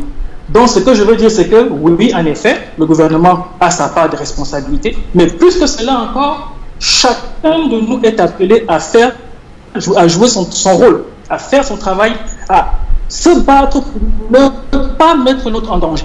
C'est-à-dire lavons-nous les mains, mettons-nous à l'écart, respectons les règles d'hygiène, portons le masque. C'est extrêmement fondamental que chacun de nous le sachions. Le gouvernement ne sera pas toujours là. La chancelière allemande n'est pas là pour savoir ce que je fais dans mon bureau. Elle donne une directive et je suis la directive. Et j'en reviens à ce niveau, au niveau de la discipline. Je crois que les pays qui vont gagner ce combat, ce sont les pays les plus disciplinés. On les connaît déjà, on les voit sur le marché international. On a vu ce que la Corée fait, on a vu ce que le Vietnam fait, on a vu ce que des petits pays tels que le Laos et consorts font. On a vu comment cela s'est fait en Allemagne. Il faut de la discipline, de la solidarité, beaucoup de civisme et savoir qu'en effet, c'est un combat qui ne pourra se gagner qu'ensemble. Voilà ce que j'ai dit là-dessus. Merci pour ces précisions, Dr Christian Ondomeva. Avec vous, Marlise Doualabel, nous sommes à près de 2000 cas enregistrés au Cameroun. De nombreux morts également sont enregistrés, même de façon non officielle. Et c'est dans ce contexte-là que le gouvernement estime qu'il faut réouvrir les lieux de divertissement, les lieux de restauration et demander aux Camerounais qui sont obligés de respecter la distanciation sociale. Vous, Marlise Doualabel, entre vendredi et ce dimanche, en parcourant la ville de Douala en soirée, avez-vous perçu qu'il y avait un respect de ces mesures barrières dans ces différents lieux de réjouissance installés ici et là? Non. Il y a deux choses que je voudrais dire comme introduction. Premièrement, nous qui sommes dans les gradins et sur le banc de touche, nous voyons plus les opportunités de mettre le ballon dans les filets que ceux qui sont en train de jouer. Ceux qui sont en train de jouer et qui nous représentent actuellement, c'est le gouvernement du Cameroun, c'est lui qui pilote. Nous ne sommes pas non plus dans la cour du roi Péto pour dire que chacun fait comme il veut, chacun tente ce qu'il veut. Non, il faut que nous restions dans la cohésion et que nous sachions que c'est la solidarité qui va nous sauver. Quand j'ai dit cela, je voudrais qu'on comprenne que les gens qui nous gouvernent ne sont pas fous. Ils ne sont pas méchants, comme je l'entends dire par certaines personnes sur ce plateau. Ils ne sont pas des criminels. Ils ont certainement reçu un retour d'information qui a été analysé et les résultats de cette analyse, c'est premièrement le constat que les gens s'appauvrissent au jour le jour. C'est grave, il y a des familles qui n'arrivent plus à manger, simplement parce que elles vivent au jour le jour et quand elles ne font pas ce petit commerce au jour le jour, elles dépérissent. Ça, c'est une première information importante. Ce n'est pas parce que nous, on s'en sort plus ou moins qu'il faut oublier toute cette grande masse qui se débrouille au jour le jour. Et j'avais entendu, lors des premiers débats, beaucoup de gens dire que oui, mais le gouvernement doit subventionner. Est-ce que le gouvernement a les moyens de subventionner? Toutes les personnalités qui ont fait des déclarations de ces subventions se sont retrouvées à court de moyens. J'ai vu au Gabon, on avait pris la responsabilité de soutenir les propriétaires parce qu'on demandait aux locataires de ne plus payer les loyers que le gouvernement allait subventionner. Le gouvernement n'a pas pu. Et ça a créé des problèmes sociaux. Mais le FMI a décaissé des fonds pour accompagner ces pays dans le cadre de ces initiatives visant à soutenir le secteur privé. Ce qui n'est pas encore le cas du Cameroun concernant ces décaissements. On trouve toujours un plan B. Mais toujours est-il que dans la riposte telle qu'elle est organisée, on s'est rendu compte qu'on ne peut pas plus continuer comme ça. Deuxièmement, sociologiquement, l'organisation de notre vie au quotidien n'est pas l'organisation en Occident. La majorité des gens, Monsieur Noufélé, vivent dehors. D'abord parce que beaucoup de maisons sont tellement exiguës que la famille de 20 personnes ne peut pas tenir dedans. Et puis deuxièmement, parce que nous aimons la vie, nous sommes des jouisseurs, disons-le comme ça. Quand on nous compare à d'autres populations africaines, les Camerounais aiment la vie. Donc, ce confinement commençait aussi déjà à créer des situations d'angoisse qui étaient également perceptibles. Je pense que toutes ces informations recueillies ont amené le gouvernement à prendre cette décision d'assouplissement. Maintenant, quand le gouvernement a fini de dire ça, que l'activité a repris à un certain niveau, il va falloir passer à une étape extrêmement importante, qui concerne essentiellement la communication. Parce que la communication publique, elle est assurée par le ministère, ceux qui conduisent la riposte, par les médias que vous êtes, etc. Je pense qu'elle est assez bien conduite. Il faut simplement renforcer. Il y a eu des propos plus ou moins contradictoires Par à la rapport- suite des propos du Premier ministre demandant la réouverture des bars. Le ministre de la Santé publique, au lendemain, a appelé les Camerounais à être plus responsables et à rester chez eux. Alors je vais y que arriver. l'on annonce l'ouverture des bars. Je vais y comment arriver. comprendre cette Je- prise de position au Voilà. sein du même gouvernement? Je vais y arriver. Le Premier ministre dit, OK, on vous donne la possibilité de gagner un peu d'argent. Maintenant, le ministre de la Santé vous rappelle, mais attention, restez chez vous. Ça veut dire quoi? Ça veut dire que on va interpeller quelque chose qu'on appelle généralement la RCCE, c'est-à-dire Risk Communication and Community Engagement. Ça veut dire que chacun de nous devient un soldat pour lui-même et son environnement. Si vous tenez un bar et que votre bar est ouvert, organisez-vous pour que si vous gagnez 10 000 francs par jour, que vous gagnez 5 000 francs, mais en restant en vie. Ça veut dire que si une table prenait 5 personnes, permettez que cette table, organisez-vous pour que cette table prenne 2 personnes. C'est quand même quelque chose de gagné. Il va falloir, j'ai beaucoup aimé l'intervention du docteur qui nous vient de l'Allemagne, qui a énormément insisté sur la discipline et la responsabilité. Et c'est là où maintenant la communication communautaire doit jouer son rôle. Nous devons communiquer, sensibiliser, ne pas nous fatiguer de sensibiliser, parce que la répression ne doit venir qu'après.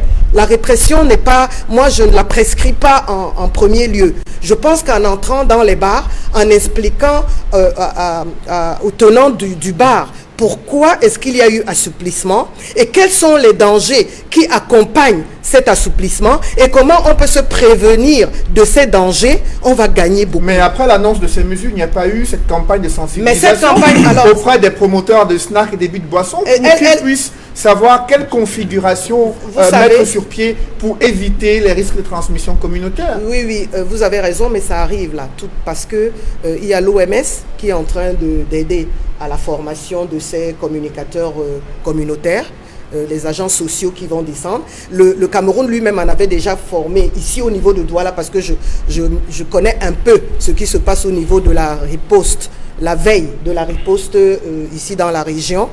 Dans la ville de Douala, il y a déjà 500 jeunes qui sont formés. Alors, avec la décentralisation qui arrive, parce que bientôt, on va tous nous dire comment nous comporter. Chaque fois qu'on a l'impression d'être malade, il y aura une décentralisation. Les hôpitaux de district vont entrer en jeu pour que les gens ne se précipitent plus tous à la Quintini et à Yassa. Donc, les jours qui arrivent là, on va mettre la pédale dure sur la communication communautaire. Elle est incontournable parce qu'il y a un phénomène qu'on appelle l'infodémie. Quand il y a ce genre de situation de pandémie, il y a cette espèce d'afflux d'informations qui arrivent de partout et de par tout le monde. Et puis finalement, le citoyen ne sait plus quoi penser, quoi dire. Et pourtant, il a raison, il a le droit de savoir ce qui se passe, comment il va se prémunir, comment il doit se comporter, quels sont les risques, etc. Donc, cette communication communautaire est incontournable. Et nous sommes à l'heure de la décentralisation. Messieurs, les chefs de canton, les chefs de village, les chefs de quartier, les chefs de bloc, les présidents des associations, tout le monde doit être mobilisé pour que autour de nous, nous assurions. Écoute, la petite grippe, quand vous avez la grippe, monsieur Noufele, qu'est-ce que vous faites? Quand vous-même vous arrivez ici au bureau, vous dites à vos collègues, ne vous approchez pas de moi. Hein? Dès que vous toussez 2 fois, tout le monde dit, Donc, nous devons considérer que c'est un peu comme la grippe. Pour nous protéger, il faut que nous protégions aussi notre entourage. Après vous, Marlise Dolabel, Edmond Kambia, il y a ce problème dans la communication gouvernementale concernant la sensibilisation des Camerounais sur les attitudes, les bonnes attitudes à adopter pour éviter la transmission communautaire et éviter de contracter cette maladie à coronavirus. Le Premier ministre annonce l'ouverture des bars au-delà de 18 heures. Son ministre de la Santé publique exhorte les Camerounais à rester chez eux, leur demande d'être plus responsables à la suite de la déclaration du Premier ministre. Quelle est votre analyse sur ces deux sorties médiatiques? Oui, avant de répondre à cette question, je voudrais à la suite du docteur Ondo Meva, relative au premier volet de sa réaction tout à l'heure concernant la répression que lançait le ministre de la Santé sur les médecins par rapport à la manière dont les patients sont reçus et traités en ce moment. Je voudrais à sa suite dire deux choses importantes. C'est que le patient a la liberté de choisir son médecin. Et ensuite, que le médecin a la liberté de recevoir et de prodiguer des soins aux patients en tenant compte de l'obligation de moyens qu'il a dans la prise en charge de son patient. Il n'a pas l'obligation de résultat. Ça, c'est des choses importantes qu'il faut dire à monsieur le ministre de la Santé. Parce que quand j'ai suivi la réaction forte qu'il a faite, menaçante vis-à-vis des médecins, j'ai le sentiment qu'il ne sait pas comment fonctionne le travail d'un médecin. Ça, c'est de maintenant par rapport à la question que vous avez posée. Effectivement, il y a une réelle contradiction. Lorsque le Premier ministre, dans le déroulé des mesures prises récemment, notamment à la veille du 1er mai, il faut le rappeler, c'était à la veille du 1er mai, c'est-à-dire à la veille des réjouissances populaires, même comme il y a un communiqué du secrétaire général des services du Premier ministre, comme il y a un communiqué signé par le secrétaire général président de la République qui a dit qu'il n'y aurait pas célébration le 1er mai et le 20 mai, on a bien vu que par endroits, dans les différentes villes du pays, il y a eu des célébrations. Et à la faveur de la décision prise que les bars et les snacks peuvent ouvrir après 18 heures, il y a eu beaucoup de monde dehors. On avait le sentiment que c'était comme un 1er mai ordinaire. D'ailleurs, juste le soir même, le même jour où le Premier ministre a pris les dernières mesures d'assouplissement des précédentes mesures, j'ai écouté, en sillonnant la ville de Douala, j'ai parcouru un peu ce qu'on appelle les rues de la joie, qui ont rouvert jusqu'au bout du petit matin, jusqu'à l'aube. J'ai vu des gens qui ont bu jusqu'à tomber dans les rigoles. Il y en a même qui sont retrouvés à l'hôpital parce qu'ils ont bu jusqu'à perdre connaissance, parce qu'ils fêtaient, je pèse mes mots, parce qu'ils fêtaient, selon eux, le déconfinement. Beaucoup ont cru que le Premier ministre a dit que le coronavirus a disparu au Cameroun. Donc il y a, pour répondre fortement à ta question, il faut dissiper un malentendu. Il va falloir revoir un peu la communication du gouvernement depuis les dernières mesures d'assouplissement qui ont été très mal interprétées par beaucoup de Camerounais qui ont cru qu'on pouvait désormais librement boire à satiété, même comme il a précisé qu'il faut respecter les mesures barrières, mais les gens n'ont pas vu ça. C'est le ministre de la Santé par la suite qui, dans un tweet, dit respectez les mesures barrières, restez chez vous. Donc là, on a deux messages antithétiques. L'un dit on peut ouvrir, aller au bar, aller au snack, vous êtes libre d'aller boire. Le ministre de la Santé dit restez chez vous. Face à ce message contradictoire, comment voulez-vous que les Camerounais, de manière consciente et responsable, sachent que, en réalité, la guerre continue. La guerre n'est pas terminée. La guerre sanitaire n'est pas terminée.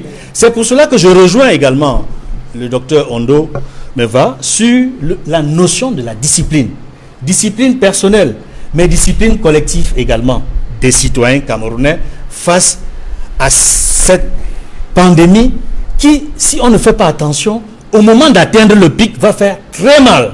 Et c'est pour cela que j'ai voulu dire que la mesure concernant l'ouverture des bars et des snacks après 18 heures n'était pas opportune. On aurait dû le faire sur le tard, notamment après le pic, que je pense on n'a pas encore atteint. Après vous, Edmond Kamgia, Maître Désiré Sikati, une communication gouvernementale où les différentes stratégies peinent à donner une lisibilité sur les objectifs assignés par cette communication, des Camerounais qui ont eu le sentiment que le gouvernement a laissé entendre que la situation est sous contrôle. Du coup, certains ont même commencé à ne plus porter leurs différents masques de protection et d'autres, comme l'a signalé Edmond Kamgia, ont bu pour célébrer la fin d'un déconfinement qui n'a jamais été décrété en matière de confinement, et un autre ministre qui demande aux gens de rester chez eux. alors qu'ils sont des employeurs, ils sont à la recherche du pain quotidien. Comment analysez-vous ça? Ben, je pense que le docteur Meva, dans son intervention, il y a de cela quelques minutes, il a parlé de discipline. Mais je voudrais ajouter qu'en général, la discipline est bien appliquée dans des systèmes où vous avez des gens qui ont le minimum vital. Ça veut dire qu'en Occident, ça marche très bien parce que, en général, les gens sont pour la plupart de la classe moyenne. Ça veut dire ils peuvent aller au supermarché, ils ont un travail, aller au supermarché, acheter à manger. Au Cameroun, 80% de la population, ce sont des débrouillards. Bon, et en général, les débrouillards ne sont pas des gens disciplinés. Et ils sont des gens indisciplinés, pas parce que, de façon congénitale, ils sont indisciplinés, mais parce que le concours de circonstances voudrait que l'environnement dans lequel ils vivent ne va pas toujours de pair avec la discipline. Et dans une situation pareille, il est de la responsabilité du gouvernement de prendre des mesures qui soient en adéquation avec la vie réelle des gens, avec les conditions dans lesquelles les Camerounais vivent. Je pense qu'il est peut-être souvent hasardeux de prendre des exemples occidentaux pour les ramener vers le Cameroun, mais on peut aussi prendre des exemples africains. Regardons un pays comme le Sénégal, qui a pratiquement le même standard de vie. Je veux dire sur le plan social. Ils ont pratiquement le même standard de vie que le Cameroun, mais vous allez voir que le Sénégal est pratiquement en train de contenir la pandémie en même temps que le pic est déjà atteint. Nous, on est dans une situation que je pourrais appeler la navigation à vue. Le Rwanda a décidé de maintenir le confinement jusqu'à ce jour dans ses principales villes. Il n'y a pas eu de décision d'ouverture des bars. Il y a le Zimbabwe qui avait commencé comme le Cameroun avec des premiers cas de Covid-19 au début du mois de mars, et l'évolution est loin d'être celle que vit le Cameroun aujourd'hui, qui est à près de 2000 cas. Le Zimbabwe est très loin de ce chiffre-là. Lorsqu'on a ces exemples sur le continent africain et que le gouvernement décide de la réouverture du fonctionnement optimal de certains secteurs d'activité économique, avec pour argument d'aider les acteurs économiques à pouvoir renflouer les caisses, relancer les affaires, est-ce que l'on doit privilégier les affaires ou la santé des Camerounais dans un tel contexte? Ben, on doit synchroniser la santé et l'économie. Et c'est ce que le Rwandais est en train de faire. La santé et l'économie. J'ai écouté Madame la représentante du RDPC dire que l'État n'a pas les moyens d'accompagner les entreprises, d'accompagner les populations. Mais allez voir quel est le niveau d'accompagnement du gouvernement rwandais. L'accompagnement sur le plan alimentaire, sur le plan financier pour les entreprises. Il faut pas oublier qu'il y a une loi au Cameroun, une loi sur les situations d'urgence qui malheureusement n'est pas appliquée parce que chez nous, on n'a pas le sens de prévenir l'avenir. On n'a pas le sens de prévenir l'avenir. Si cette loi était appliquée et que de l'argent était mis de côté chaque année dans le budget national, eh bien l'État aurait de l'argent, une cagnotte assez suffisante pour pouvoir financer une situation de crise comme celle-là. Donc, à côté de ça, je voudrais aussi ajouter que, regardez, aujourd'hui, le Cameroun est pratiquement l'un des pays de l'Afrique subsaharienne où le taux de contagion ou bien de contamination est le plus élevé. Mais demandons-nous pourquoi est-ce que d'autres pays qui ont le même standard socio-économique que le Cameroun parviennent à contenir cela. C'est tout simplement parce que là-bas, on prend les bonnes décisions.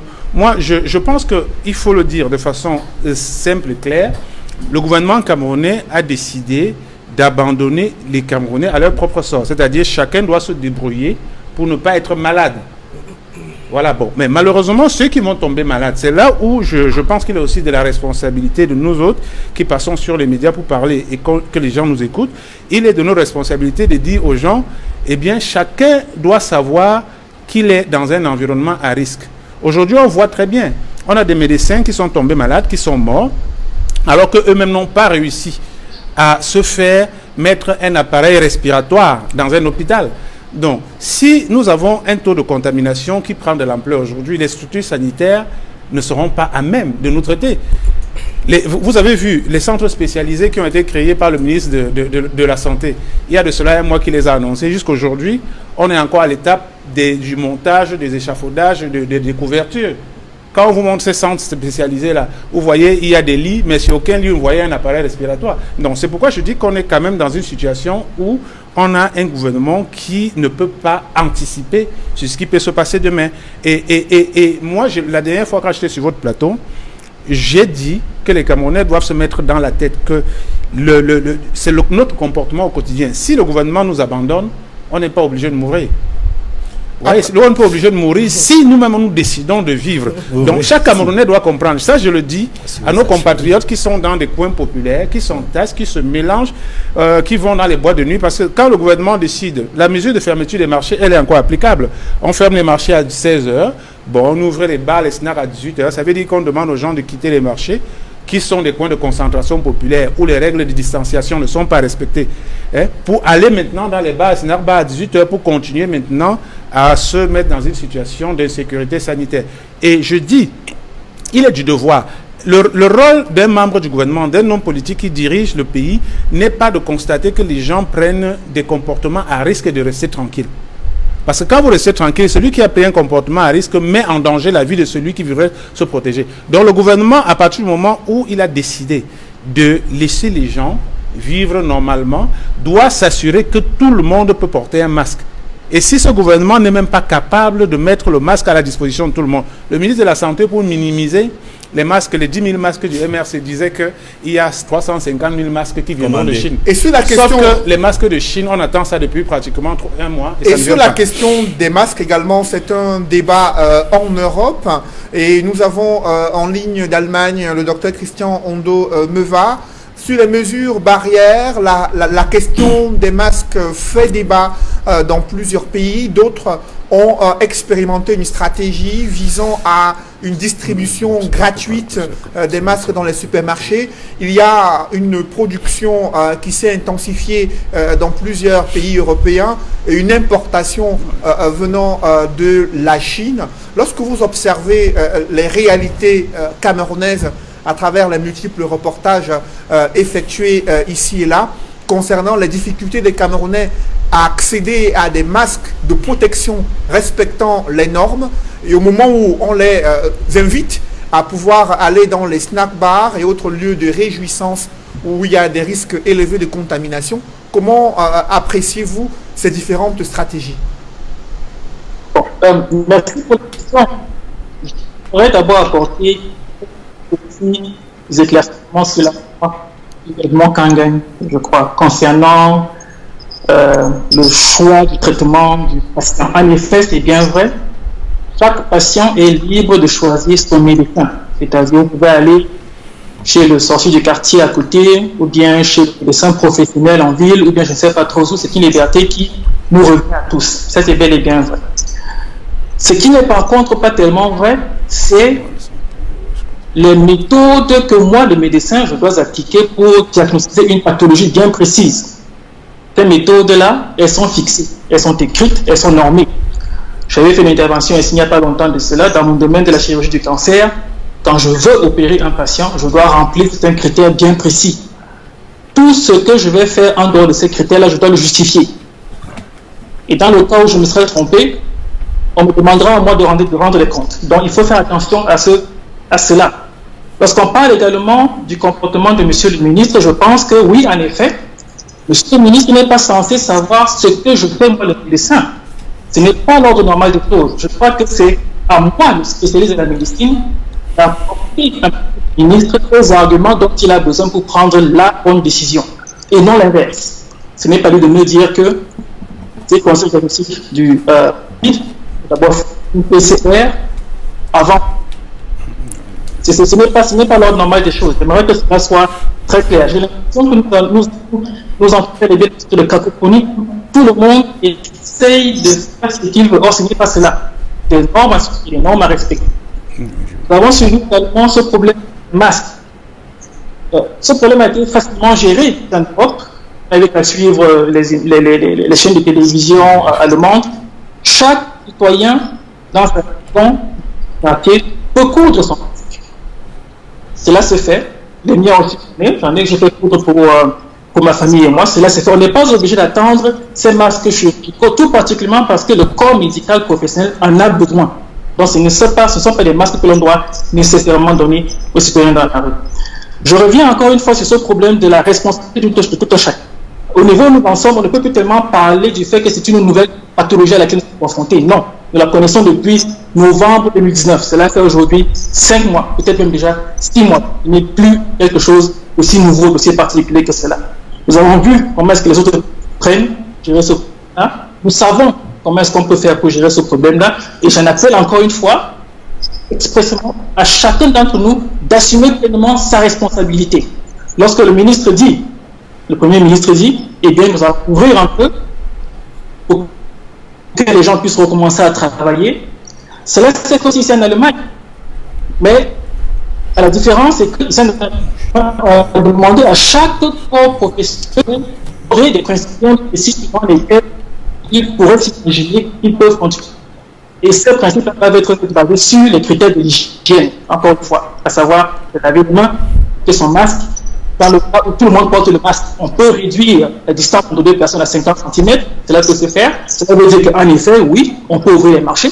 Cela veut dire qu'en effet, oui, on peut ouvrir les bars tant que le citoyen camerounais sait qu'il peut aller acheter sa bière dans son bar, prendre sa bière, rentrer à la maison pour boire. Donc je pense qu'il y a vraiment beaucoup de possibilités, beaucoup de choses à faire et chacun de nous doit, à ce niveau, jouer son rôle pleinement. Merci, docteur Meva Ondoa Christian. Parlant des mesures d'assouplissement, les nombreux ménages ont déploré leur situation de confinement non officiel, puisque c'est le ministre de la Santé qui invitait à travers cette tweet des Camerounais à rester chez eux le plus longtemps possible. Le JICAM a déploré la situation des entreprises qui, à 90%, sont affectées négativement du fait du Covid-19.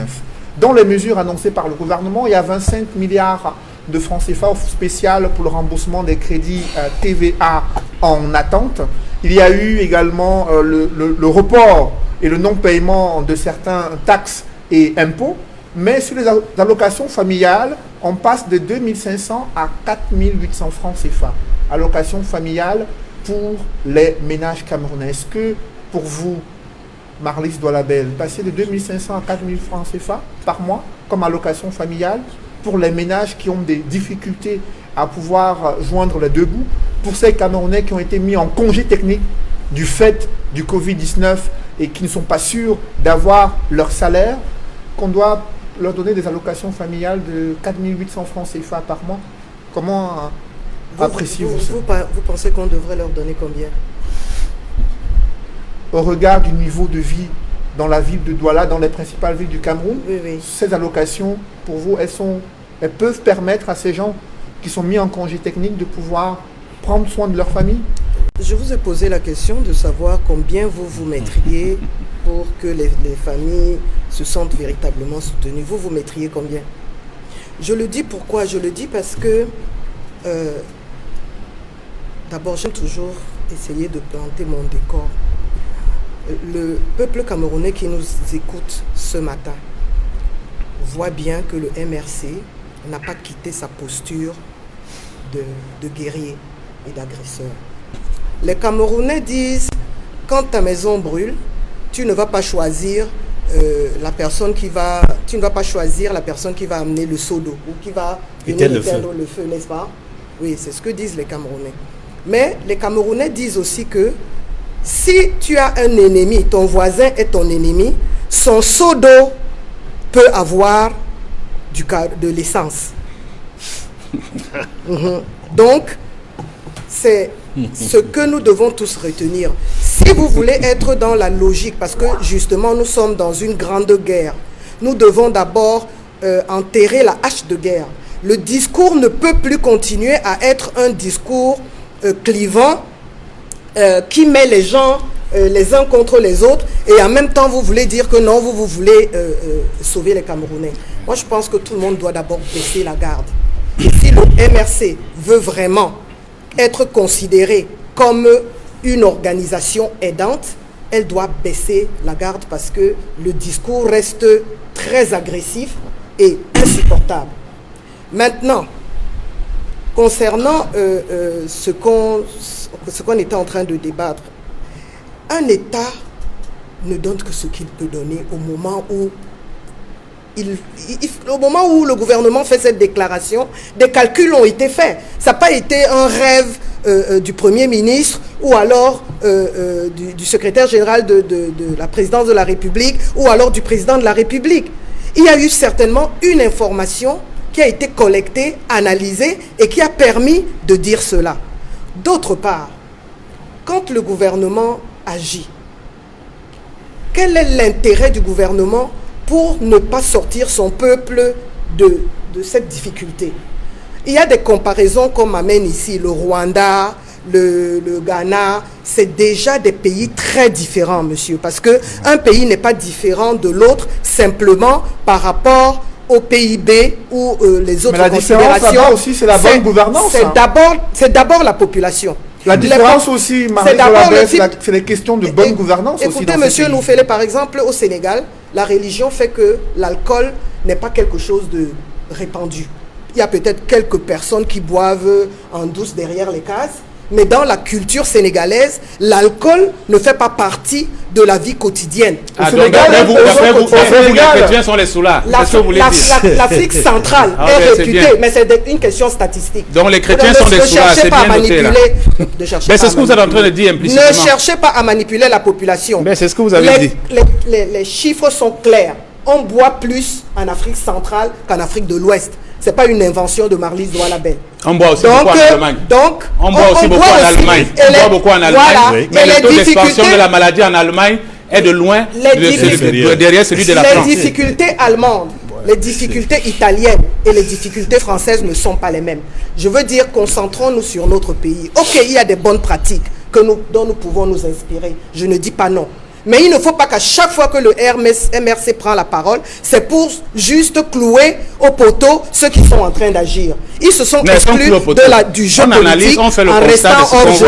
Ils ne sont même pas sur le banc de touche. Donc s'ils se mêlent de cette question et qu'ils veulent véritablement aider, qu'ils aient un ton un peu plus respectueux et un peu plus contributif. Ils ne contribuent à rien, sauf à mettre les Camerounais les uns contre les autres. Et ça, c'est dommage, dans un environnement où nous avons plus besoin de solidarité, de cohésion et de paix. Marlise Douala-Bel, que valent les mesures sociales annoncées par le Premier ministre au moment où les Camerounais ont éprouvé des difficultés durant près d'un mois à cause de ces mesures de restriction? Écoutez, moi j'ai vu dans tous les pays, on tente telle direction, on tente tel plan d'action, on tente telle organisation, et puis quelques jours après, en fonction de comment la situation se comporte, on oriente, on revient sur une décision.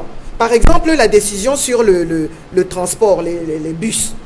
Moi, je pense que cette décision, elle va forcément être revue parce que pour la distanciation sociale, dans un bus, vous passez 5 heures de temps, Douala-Yaoundé, assis à 30 cm l'un de l'autre. Je suis sûr qu'après, il y aura évaluation et le gouvernement dira si effectivement la levée sur les transports et notamment les transports interurbains est efficace ou pas. Mais laissez le gouvernement agir. Et chaque fois que le gouvernement a fait le point sur une mesure, elle tirera les conclusions sur l'efficacité, sur la pertinence, sur la conformité de cette mesure. Mais on ne peut pas demander à un gouvernement pourquoi il donne 4500 et pas plus. Certainement qu'il a des raisons. Je ne suis pas économiste et je pense que ça serait bien que vous invitiez donc à autour de votre table. Mais ce sont les politiques qui décident en dernier ressort. Même qu'on donne 10 000 francs. Est-ce qu'on en a les moyens?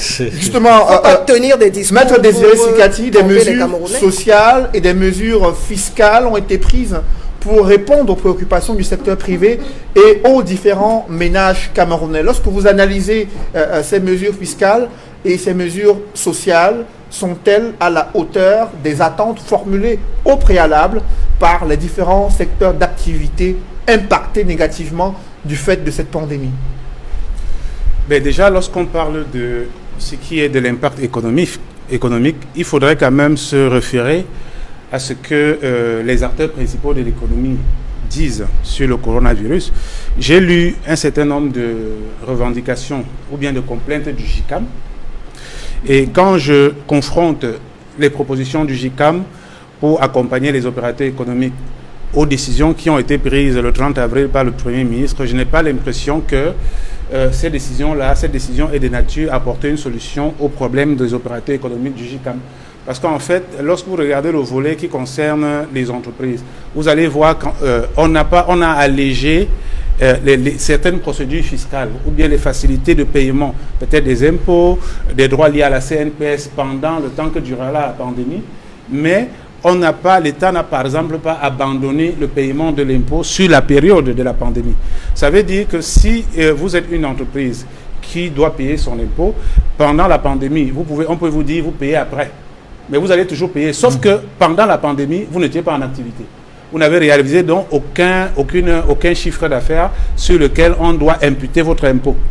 Vous voyez? Donc, on a quand même vu que dans d'autres pays, voilà, il y a des mesures d'incitation fiscale qui ont été prises, qui demandent aux opérateurs économiques qui sont qui n'ont pas pu réaliser d'activité pendant la période de la pandémie, de ne pas payer d'impôts. Voilà, donc les mesures qui sont prises par le Premier ministre ne sont pas de mesures. Et puis, vous allez voir certainement les décisions qui seront publiées par certaines organisations professionnelles, notamment le GICAM, dans les tout prochains jours. Moi, j'ai des hommes d'affaires avec qui je travaille, mais ils sont stomaqués. C'est tout simplement que beaucoup ne peuvent pas parler publiquement pour se plaindre, au risque d'être taxés de guerriers. Moi, excusez-moi, je vais revenir sur une petite parenthèse. J'ai entendu dire que le don du MRC est assimilé à du carburant ou bien de l'essence pour mettre du feu. Mais en même temps, on dit que c'est le MRC qui est belliqueux. Mais je veux comprendre qui est belliqueux ou bien qui est guerrier entre celui qui assimile son don. Non. Donner, je pense que Atangandji a demandé que tous les dons soient mis dans l'escarcelle du plan de solidarité du chef de l'État. Et c'est ce que nous savons. Non, ça pose un problème. Parce que tant qu'il n'est pas levé, vous avez on n'utilisera pas Survie Cameroun. Madame, vous avez un problème d'égocentrisme politique. C'est-à-dire, vous voulez utiliser le Covid-19 pour continuer d'exister tout seul. Vous avez du mal à accepter le bras tendu du MRC parce que vous estimez que le peuple, à un certain moment, sera content de savoir que certains acteurs... Je vous en prie, Maître Désiré Sikati et Marlise Doualabel, on va évoluer pour parler d'une solution qui est de plus en plus expérimentée sur le continent africain. Avec vous, Edmond Kambia, ça vient de Monseigneur Samuel Kleda, l'archevêque métropolitain de Douala, qui confirme qu'il a un remède miracle, du moins un protocole thérapeutique fait à base d'extraits de plantes médicinales. Depuis l'annonce de l'existence de ce protocole, les structures sanitaires catholiques sont bondées de monde. Ce sont des gens qui viennent des hôpitaux publics agréés, déçus de la négligence et de la qualité de la prise en charge, qui espèrent trouver le salut et la guérison dans les structures sanitaires catholiques. Comment expliquer que la pharmacopée traditionnelle soit aujourd'hui l'or dans ce cadre de la lutte contre la crise sanitaire? Effectivement, la pharmacopée traditionnelle africaine est peut-être l'espoir dans la lutte contre le Covid-19.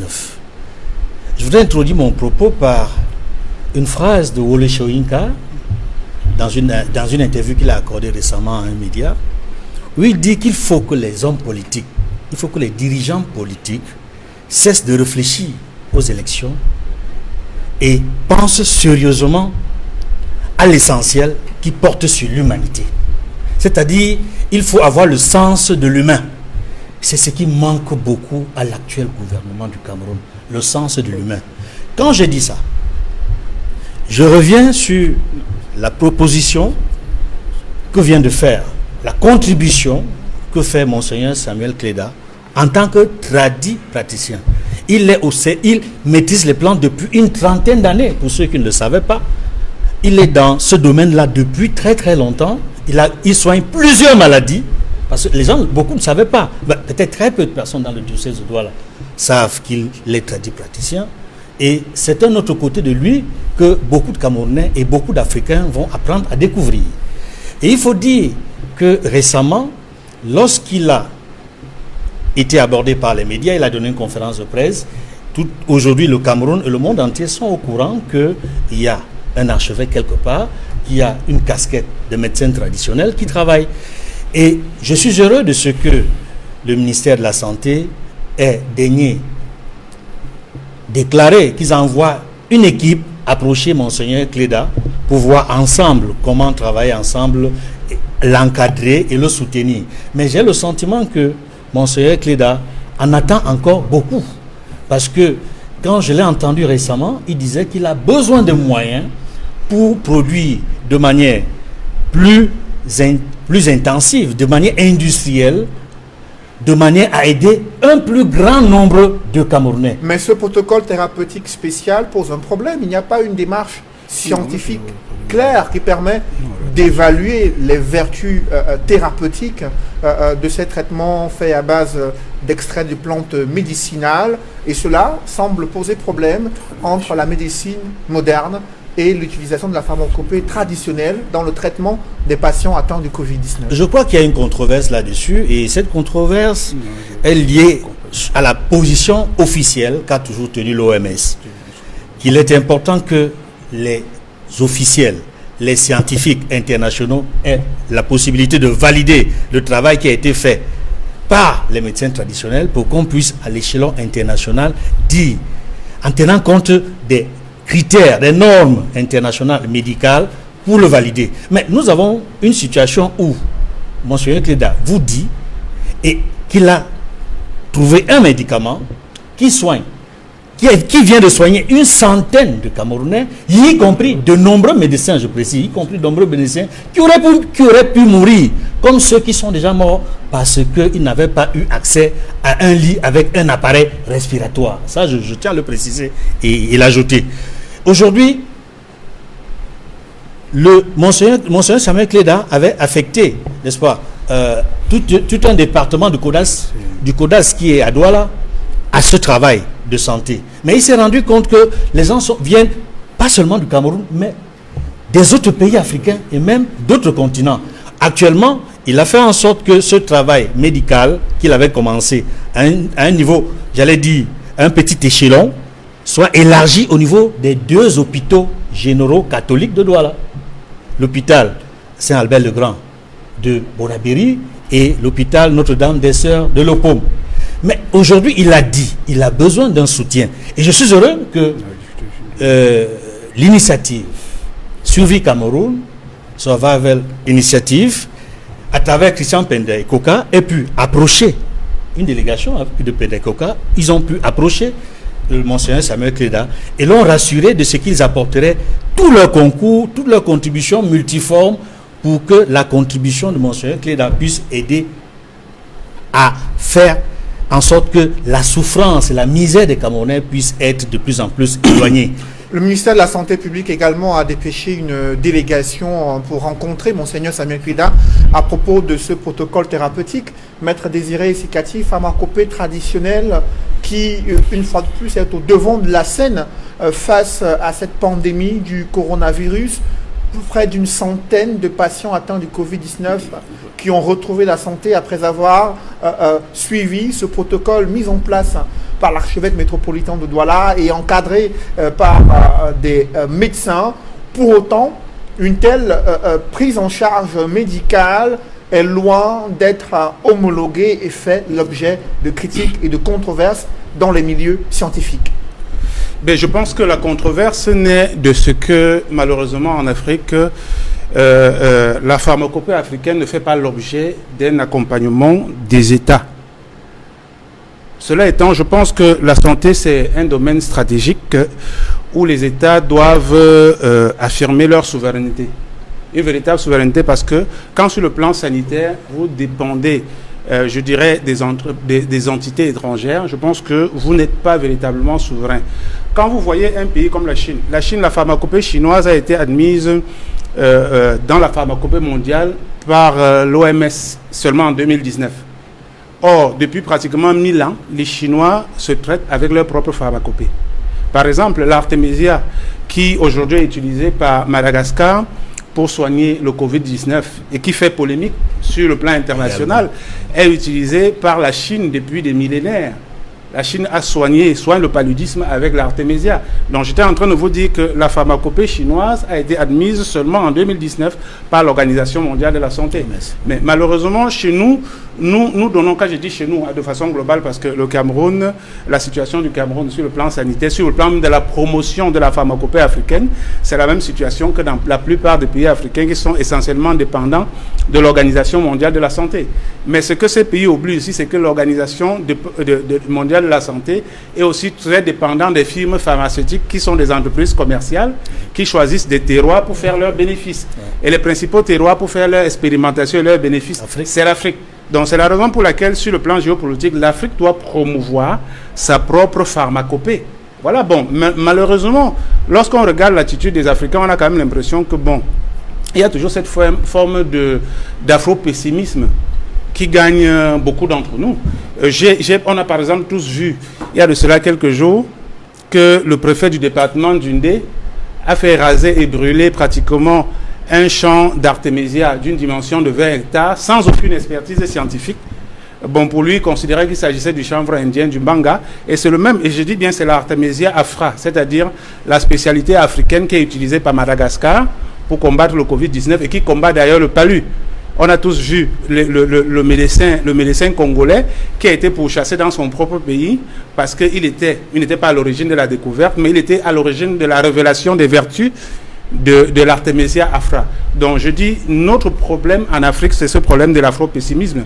Et c'est d'ailleurs la raison pour laquelle je dis, certaines personnes lisent et critiquent le professeur Kamto sans même le comprendre. Si en Afrique, les gouvernements accompagnaient les chercheurs dans le cadre de la recherche scientifique, il viendrait un moment où l'Afrique aurait ses propres médicaments, on serait plus dépendant de l'extérieur. Vous comprenez? Donc ceux qui critiquent, bon, moi, non, je le dis à l'attention peut-être du RDPC. Nous sommes ici peut-être parce qu'on cherche à construire. En tout cas, moi, c'est ce que j'essaie de faire. Avant de critiquer le professeur Kamto, sachez au moins que lui, dans son programme de société, il avait proposé la création d'une académie de sciences, voilà, qui a vocation à faire travailler des chercheurs qui seront récompensés en fonction de la qualité de leur travail, de même qu'une agence nationale de la recherche. Voilà, donc vous allez voir que quand vous entendez parler du Centre Pasteur, qui travaille dans la recherche du médicament en France, c'est un outil de souveraineté, d'expansion internationale, parce que les Français contrôlent une bonne partie du monde, notamment l'Afrique avec leurs médicaments. Voilà, et si vous êtes dépendant d'une entité extérieure sur le plan du médicament, c'est que vous n'êtes pas véritablement indépendant. Donc l'Afrique, les dirigeants africains doivent comprendre qu'ils doivent accompagner les promoteurs de la pharmacopée africaine comme Monseigneur Cléda. Alors après vous, Maître Désiré Sikati, Marlise Doualabel, le Cameroun fait face à une multiplication des cas de Covid-19. L'archevêque métropolitain de Douala estime qu'il a une solution qui peut être expérimentée à grande échelle. Cependant, il manque cruellement de moyens et d'accompagnement. Cela fait déjà plus d'une semaine qu'il en a à parler. Pour vous, dans ce contexte, que faut-il faire concrètement? Alors, Monseigneur Cléda, je le connais comme ami, pourquoi? Parce qu'il m'a fait l'amitié. Dans le cadre du Ngondo, je suis allée l'inviter avec mon fils Lionel Sopo pour qu'il vienne assister au culte de l'ouverture des activités du Ngondo. Et il m'a dit, honorable, vraiment, je ne peux pas parce que j'ai déjà donné ma parole à l'université de Douala, qui a également un événement ce jour-là. Par contre, si vous m'invitez sur les berges, je serai là. Et je l'ai invité et il est venu. Et ça m'a fait un grand plaisir. Et c'est à cette occasion que je suis entrée dans ses bureaux et j'ai constaté dans sa salle d'attente une multitude de personnes qui attendaient depuis des heures de le rencontrer. Et quand j'entre dans son bureau, je vois une diversité de racines, de feuilles, de bouteilles, etc. Et c'est comme ça que je découvre qu'il était praticien. Donc ça, c'est une de ses casquettes. Évidemment, il en a d'autres. Il est homme de Dieu, il est homme politique. On va s'arrêter à son expertise de praticien. Je pense que s'il a affirmé avec autant de certitude avoir soulagé des personnes atteintes du Covid-19, c'est normal que le ministère s'arrête comme il s'est arrêté pour se rapprocher de lui et pour maintenant avoir une démarche scientifique, puisque eux-mêmes, les médecins, disent que la médecine n'est pas une affaire de déclaration ou sentiments, ce sont des observations scientifiques qu'il faut faire. Ça veut dire qu'on prend un échantillon, on occupe de cela, mais je voudrais aussi l'histoire d'un pharmacien guadeloupéen qui nous fait changer la loi française. Seulement en 2009, il a eu 12 ans de procès pour que la France mette dans sa loi que les plantes médicinales d'outre-mer sont également considérées comme vendables dans les officines françaises et occidentales. Merci, mesdames, messieurs, c'est la fin de cette émission. Merci à vous, Maître Désiré Sikati, d'être venu sur ce plateau. Merci également à Marlise Doualabel d'avoir participé à ce débat. Merci à vous, Edmond Kamgia, d'être présent sur ce plateau. Je remercie également le docteur Christian Ondo-Meva, médecin-chef de chirurgie générale en Allemagne, qui a contribué également à cette émission. C'est la fin de Droit de réponse. Merci de l'avoir suivi et merci de rester sur Equinox Télévision.